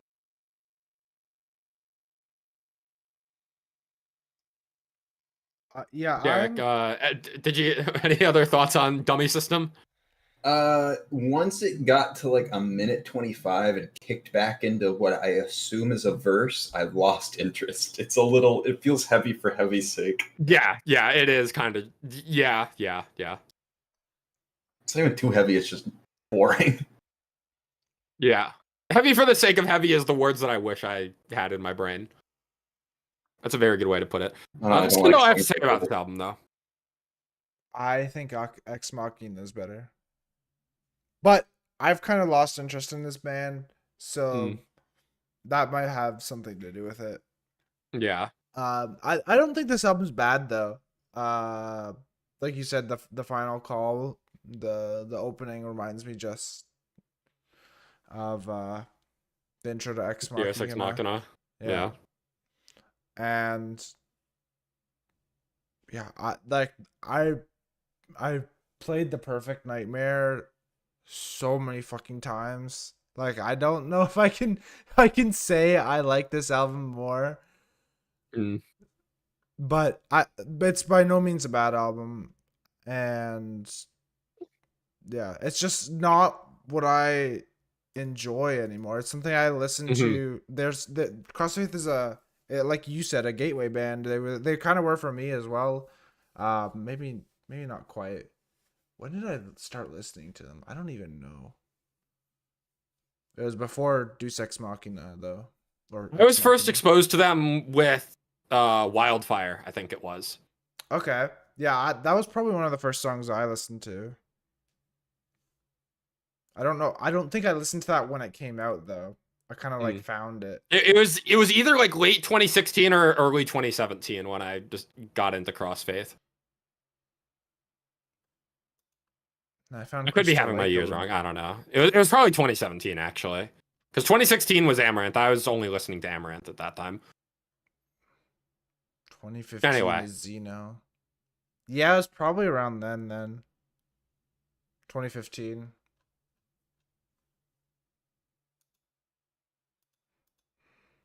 Let's move on. We still got 3 more albums to talk about. You gotta zoom through these 2. Yep. Nothing More have released their brand new album, Carnal. And on the topic of zooming through these 2, I'm going to lay it point blank. I think this band is having an identity crisis. If It Doesn't Hurt was a fantastic lead single. I listened to this album front to back, and this is the 3rd album in a row where they do the spoken word interlude gimmick. And this is them following up on the sound that they started to establish in Spirits of dabbling in metalcore, but it just isn't hitting the same here. And the times that they go heavier on House on Sand or on Existential Dread or on Stuck are just flat, even though they're supposed to hit. Like, I feel like this band is trying to be like I Prevail and Shinedown at the same time. I didn't know. And I don't think you can do that. Big. 2 Yeah. million. Yeah. They're huge on Octane. Which makes sense. But yeah, this is the 3rd album in a row that does the whole spoken word gimmick on, and you get 5 songs on this album. You get Carnal, you get Head, you get Heart, you get Sight, and you get Sound. So clearly they're playing with something about like the five senses or whatever. And it's just, I don't know. I'm not connecting with it. I think like a lot of the songs on here are fine, but as a story, Carnal isn't doing anything for me. And when you have 5 interlude tracks on here, they need to be delivering on that promise of the story.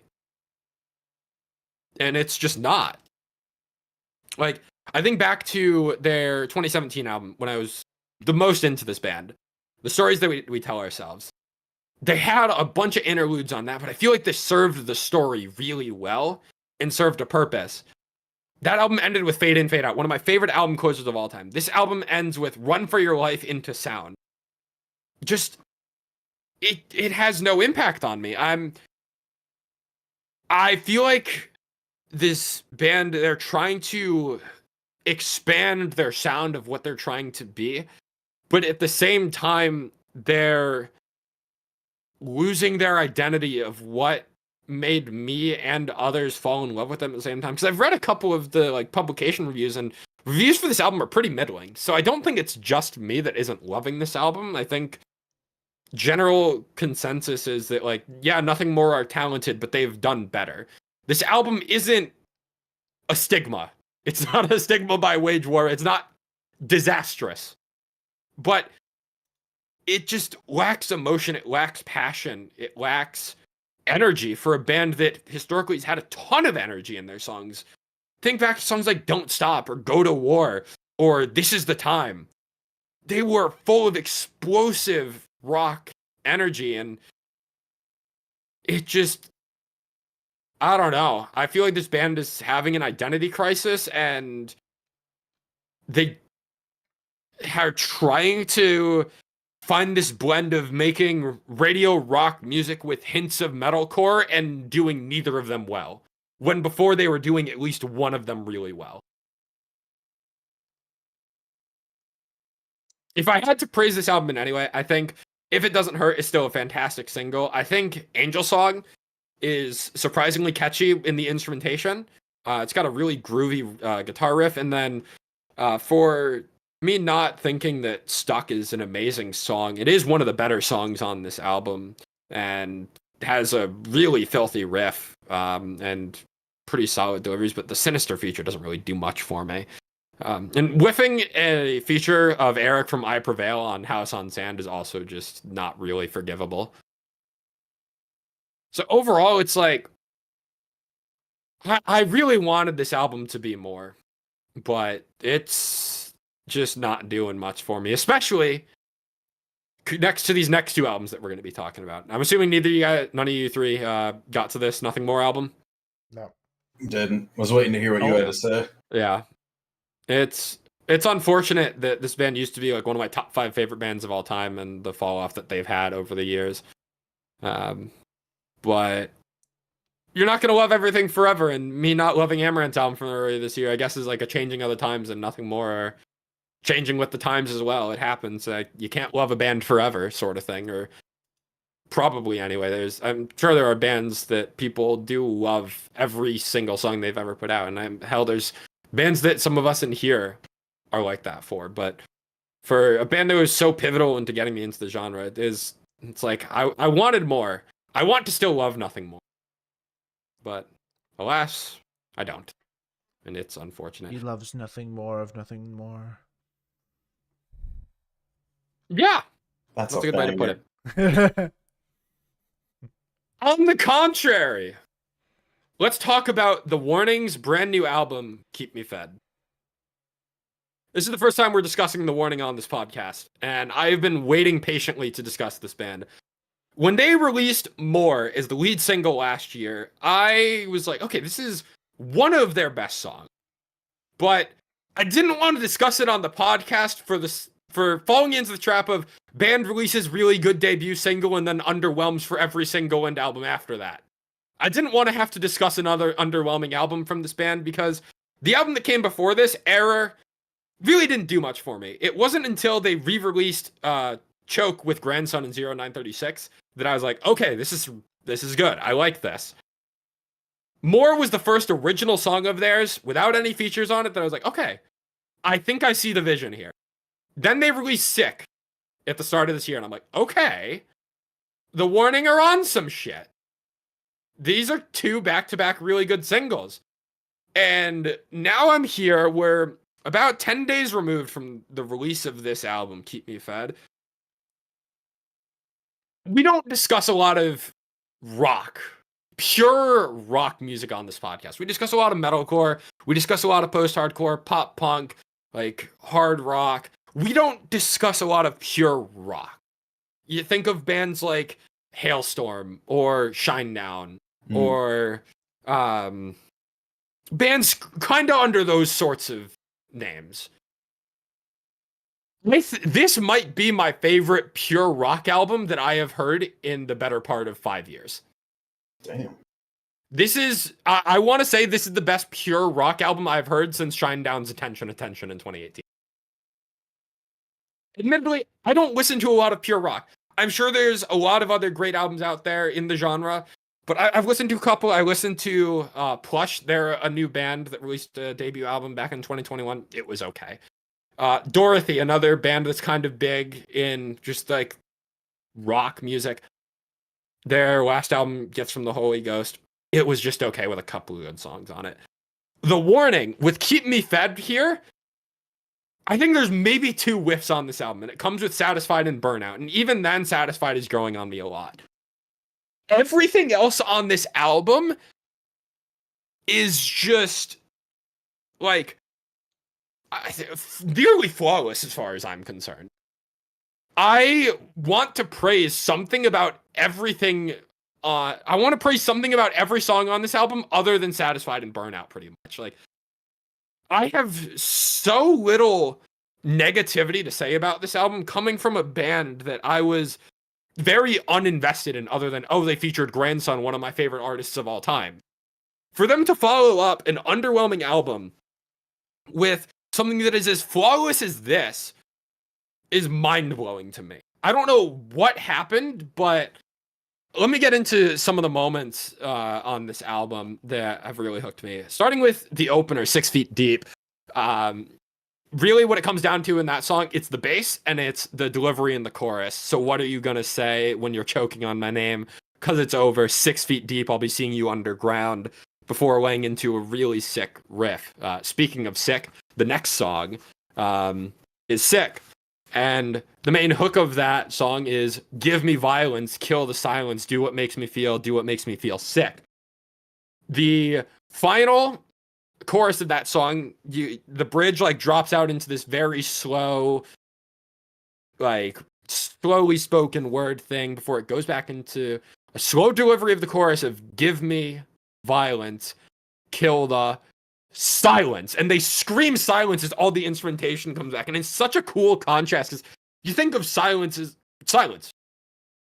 Nothing. Silence is no sound. But they emphasize the silence and belt it harder than anything they've said for the last 20 seconds in the song. It's a really small touch, but it's a really cool thing. Apologize is another just generally really fun song. You get to track 4, Kamos Kiris, the 4th song on this album, which is where I'm going to mention that this band is a group of 3 sisters from Mexico. It is not often we discuss a band with sisters in it, let alone a band from Mexico. And to get both in the same band is kind of crazy. Kamos Kiris, I was looking up the lyrics and found on Genius that the title, Kamos Kiris, translates to what else do you want? And the context behind this song is it's about taunting and manipulating. We were thinking of the TikTok phrase gaslight gatekeep girl boss and turned it into a song. So that's awesome. That's cool. More, again, the lead single for this album, something that I really enjoyed. You get to the next track, Escapism. I want this to be my favorite song on the album so bad, but the closer exists and we'll get to that. Escapism is so goddamn good. It dives into the idea of escapism as like a way to escape from reality, which, you know, not exactly the most creative thing, but the way that they sell the story of escapism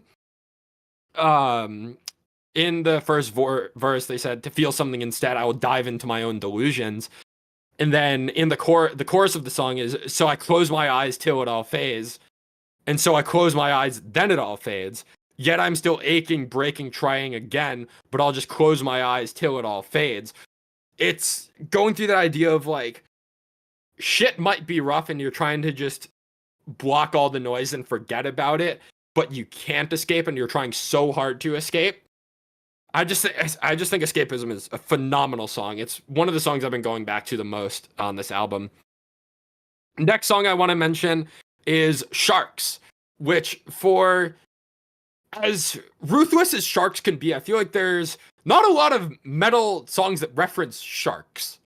Am I crazy? I feel like there should be more songs referencing sharks. And like, Sharks are pretty metal. I think you're like spitting. sharks are pretty metal. Let me show Rocking you the Boat. exactly. Rocking the Boat, by yeah. Ice Nine Kills. Yeah, that song is 6 years old. Name me one from the past 4 years. Isn't Okay. there a band called Feed Me to the Sharks or something? Okay, there might be. On that topic, I think Sharks is probably the heaviest song on this album, and deservedly so. And a lot of the lyricism on it dives into the idea of like the predatory behavior of sharks in the context of humans. At least that's my interpretation of it anyway. There's something lurking in the water. You better swim a little faster now. You get like hushed, don't bleed, don't bleed, don't bleed, don't bleed. Because, you know, sharks, they like can smell blood from like miles away. Kilometers. And then it's the meat that really matters. The bones all end up falling out. And then after the first chorus, they touch back on that, like, air quotes, "It's the meat that really matters." Does it really matter?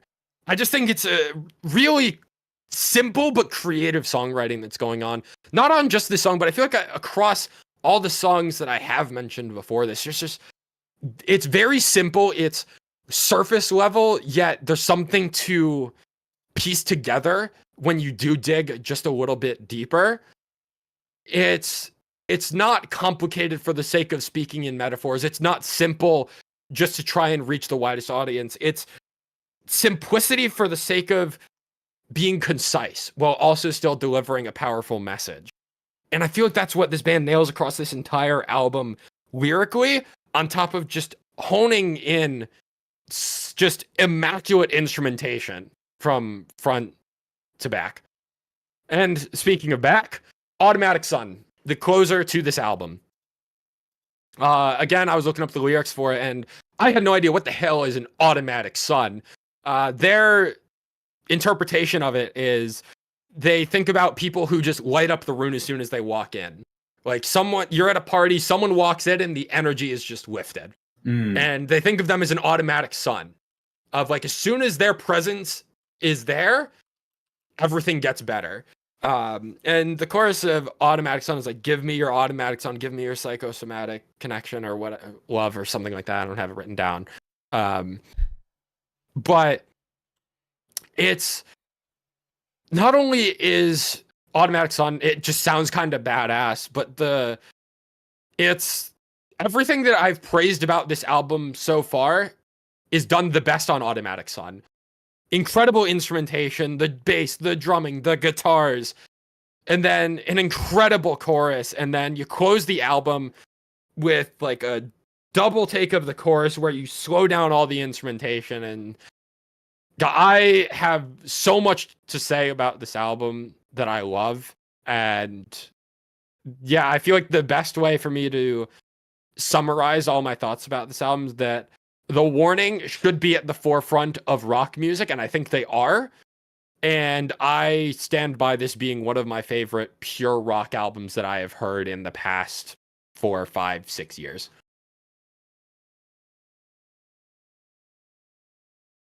You convinced me on like the second sentence of your review to listen to it. When you started comparing it to Attention to Attention, and then everything since then has cemented that. So I'll definitely have to give it a listen. Yeah, I think you will probably find a lot to enjoy here. Got you. I'm not gonna guarantee it, but I feel like you will find a lot to enjoy here. And that takes us to our final album, and I will shut up now because I've been saying a lot. Hell yeah, brother. Jacob, are you ready for this next one? Oh yeah, brother. K Kona. Dog. I Bill want to see all the Murray. K Konas in the chat. Yo, this guy needs help. Bill Murray has dropped. I need some Oh. indoctrination. We gotta get you Americanized. Oh Oh man, Bill Murray has dropped his newest album, American Motorsports. You know what's fucking crazy? What's up? I don't know if you guys remember this, but in our January recap, when we were talking about Better Hell, parentheses, Thick Boy, and I said that it is insane to think about Bill Murray being in my top 10 songs of the year. It is just as insane to consider the reality that Bill Murray is in my top 10 albums of the year. Given how disinterested I have been in Bill Murray for the better part of 4 years. You know, I Iggy will Pop allow did you to nothing have for it. me. Oh, 100-pound back squat did nothing for me. didn't have to say Goblin that Hours loud. did nothing for me. American Motorsports, front to back, bangers. Yeehaw, yeah. brother. This shit is just so impressive. I haven't heard an artist embody America like this since Bruce Springsteen. It is just so like I don't know if like I'm biased because my mom's side of the family grew up in the Midwest and I go to visit the Midwest like decently often. But the sound of this album is so distinctly like Midwest small town cornfield that it's like I don't know how he did it. Like there's like country music. He's from Ohio. Well then this guy knows. I think he has taken musical interpretation and put me into Ohio. Like it's indescribable the way that like because country music, right? Yeah. You can tell like oh like some people like oh this makes you feel like you're in the Appalachians or this is just pop with country twang to it so it doesn't really feel like anything. This genuinely feels like different times of day in the Midwest. It's ridiculous. It's incredibly impressive. I am very surprised. I mean, we've even as far back as Rich Sips in 2019 with Cow People when he put the horse neighing sound effect in there and a steel guitar kind of instrument down type of thing. And, you know, I didn't expect him to lean this far into the country side of things, especially on a song like Miss Me. But it works. It's so well executed. Yeah, and I think for me, as well as someone who's like a country hater, I think there's like not too much of it to like overwhelm me and hate it. I also think the lyrics help with that as well. Yes. They're not country lyrics. The worst part about country music is the very obvious country lyricism. Yeah. And there's none of that here. This is a rock album with a little bit of country instrumentation, but none of the flaws of country music. And I will say, even the themes that, as I guess the resident listener of country music, because I really like country actually. He takes a lot of common motifs from artists, like big names that are really popular right now in country, would be like Morgan Wallen, for instance. And there's a lot of Morgan Wallen songs about like, oh, like I miss my, or in country in general, like, oh, I miss my lover, and like, you know, I can't drink the pain away, Right. like that type of thing. And you kind of get that on here then. yeah, but it's done so much better than like it's literally even some of the lyrics, especially in Miss Me could easily be a Morgan Wallen song, like lyrically and thematically, except for these small little musical choices and ways and words of conveying certain ideas. Like Drunk Enough clears every single one of the dozens and dozens of country songs that I like that are about like drinking to forget that your wife left, you know, like it's Right. it takes that theme from, I mean, literally across this whole album, it takes so many common country themes and it's like watching a 4-year-old draw with a crayon versus like Picasso. Like, Right. it's so well done. It's incredible. And it's not I'm- even. Yeah, go ahead. Well, I'm a little upset that I can't remember the name of the Hastings. Oh, Livin' Laughin' Lovin', right? And About a Cashew didn't make it on the album. I'm very curious to know where if he had to put it on the album, where he would put it, just so I can add it to my playlist and make a custom Real. album. Because Wait, you're spitting. I don't think for me anyway, it would feel too long. I know that was his reasoning, is he wants commute time is what he said. But I really think those songs would have been perfect on here. And I think that they would have made the album worse.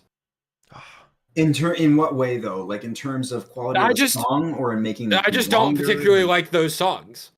I just think they're average Bill Murray songs that I would clump into the last 3 albums that I haven't really cared for. They still got the country twang though. They do. I've gone back to them and I don't connect with them nearly as much as anything on this album. You know what? I am going to agree with you in the sense that outside of a couple songs on here, I wouldn't playlist most of these songs. I don't think they would work as well individually because I didn't like a lot of the singles, honestly. But hearing them in the context of the album with everything else around them, they're perfect. And I'm wondering, like you're saying, Jacob, if we could find out where he would have put them, because I have a feeling that Jake, you and I would both grow to love them if they were within the context of the album when you're in that mindset. Like, how many minutes does that add to the album? Like 6, maybe? 5? Probably 6. It'll be a 34-minute album. I will say, I think that this album is the perfect length as is. Even if I do think that the album, like the other 2 tracks could have fit easily onto this, and I do wish there was a world where they were. I struggle to find maybe he'll release a flaws in deluxe this album. I have no doubt, especially with how popular. Put them on the vinyl, please. Oh wait, yo. Honestly, yeah, 6 tracks per side would be workable. But yeah, I didn't expect to like this as much as, and even like when people were dropping, I think it was you, Jacob, who was dropping the vinyl pre-orders. I'm like, I can't justify buying this when I haven't liked the singles. I wish I would have bought it sooner. I should have trusted. I'm hoping he's selling it on tour. I'm gonna buy it on tour if he is. I have a feeling he will, because he hasn't put out the blue one yet. Because he's doing red, white, and blue. Oh yeah, I saw that. You should. This is how you become the honorary American, like we were talking about earlier. You need to enter the contest. You need to record a video and do the most American thing possible, and then I'll forward it. The most American thing I did was last year, July 4th, 2023. I went to see Bill Murray live. Oh, I think that should get you citizenship. Honestly, I'll call up my boy Joe. He and I are close like that, so you know. I don't know if he'll remember me. I'll see what I can do. No, man, I am genuinely impressed with this album and the way that it managed to present country so blatantly in a way that's mixed so well with like emo and rock and that classic Bill Murray sound. Like, you know that this is Bill Murray listening to it. I have a gut feeling that when he opens for Sleep Token, I don't think the country will hit as hard for EU fans. Yeah. He posted and deleted a tweet like instantly earlier that had the set list, so I have it. Oh yeah, if you read it. I mean, all right, for the Sleep Token tour. Yeah, you can send it to me. I don't care. I just don't want to know the American Motorsports set list of them. Well, then I don't know. I actually, I don't know if it is. Never mind. I won't. I don't know which it is. Because it's like, well, how long is it? Is it? It's like 12 that tracks. Sounds, I actually don't 7, know. 11. That Never doesn't mind. feel It's like 15. It's 15 in an encore. okay. That's definitely If the it's an encore, yeah, just tell the encore. Never mind. that's the headline. It's a good thing you noticed. Yeah, I want to highlight 2016 Cavaliers because that came out as a single, and I at the time I thought it was the best song, the best single anyway, and it still holds up. I think it's one of the better songs on the album, but I think the biggest grower for me is Talking to Your Ghost. Agreed. The freaking Yeah. ending is insane. Yeah. My Well, top three.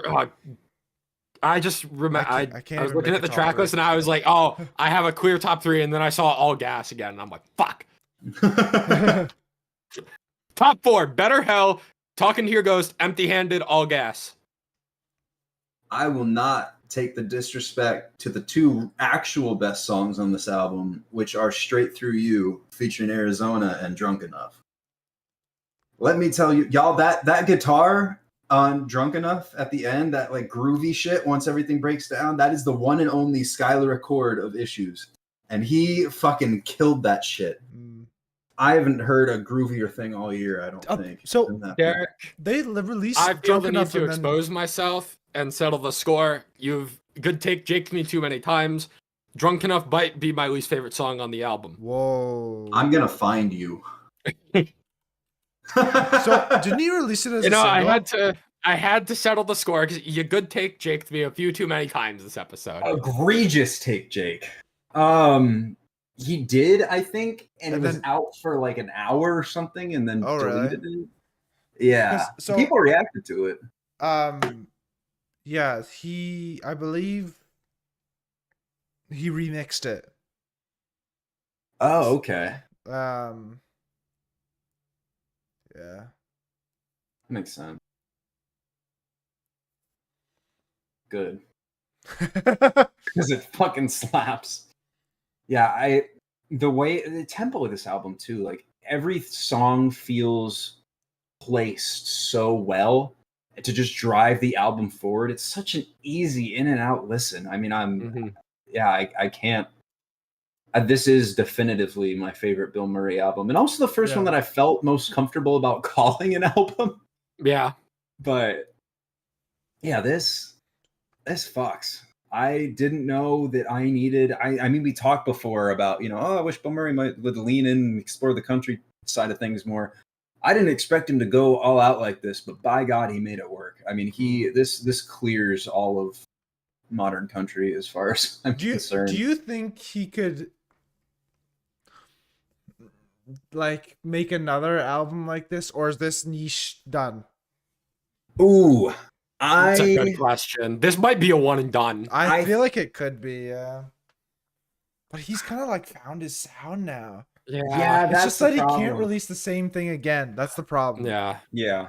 And country in and of itself, I think a lot of the reason why people hate country, or at least modern country, is that for better or for worse, Sounds a the lot same. of the song, there's only so much. Now, if there was an artist to push the envelope on country, as he's done here, then I have no doubt it would be Bill Murray. But the sounds that he's going for here and the similar motifs in pop country, there's only so much you can do.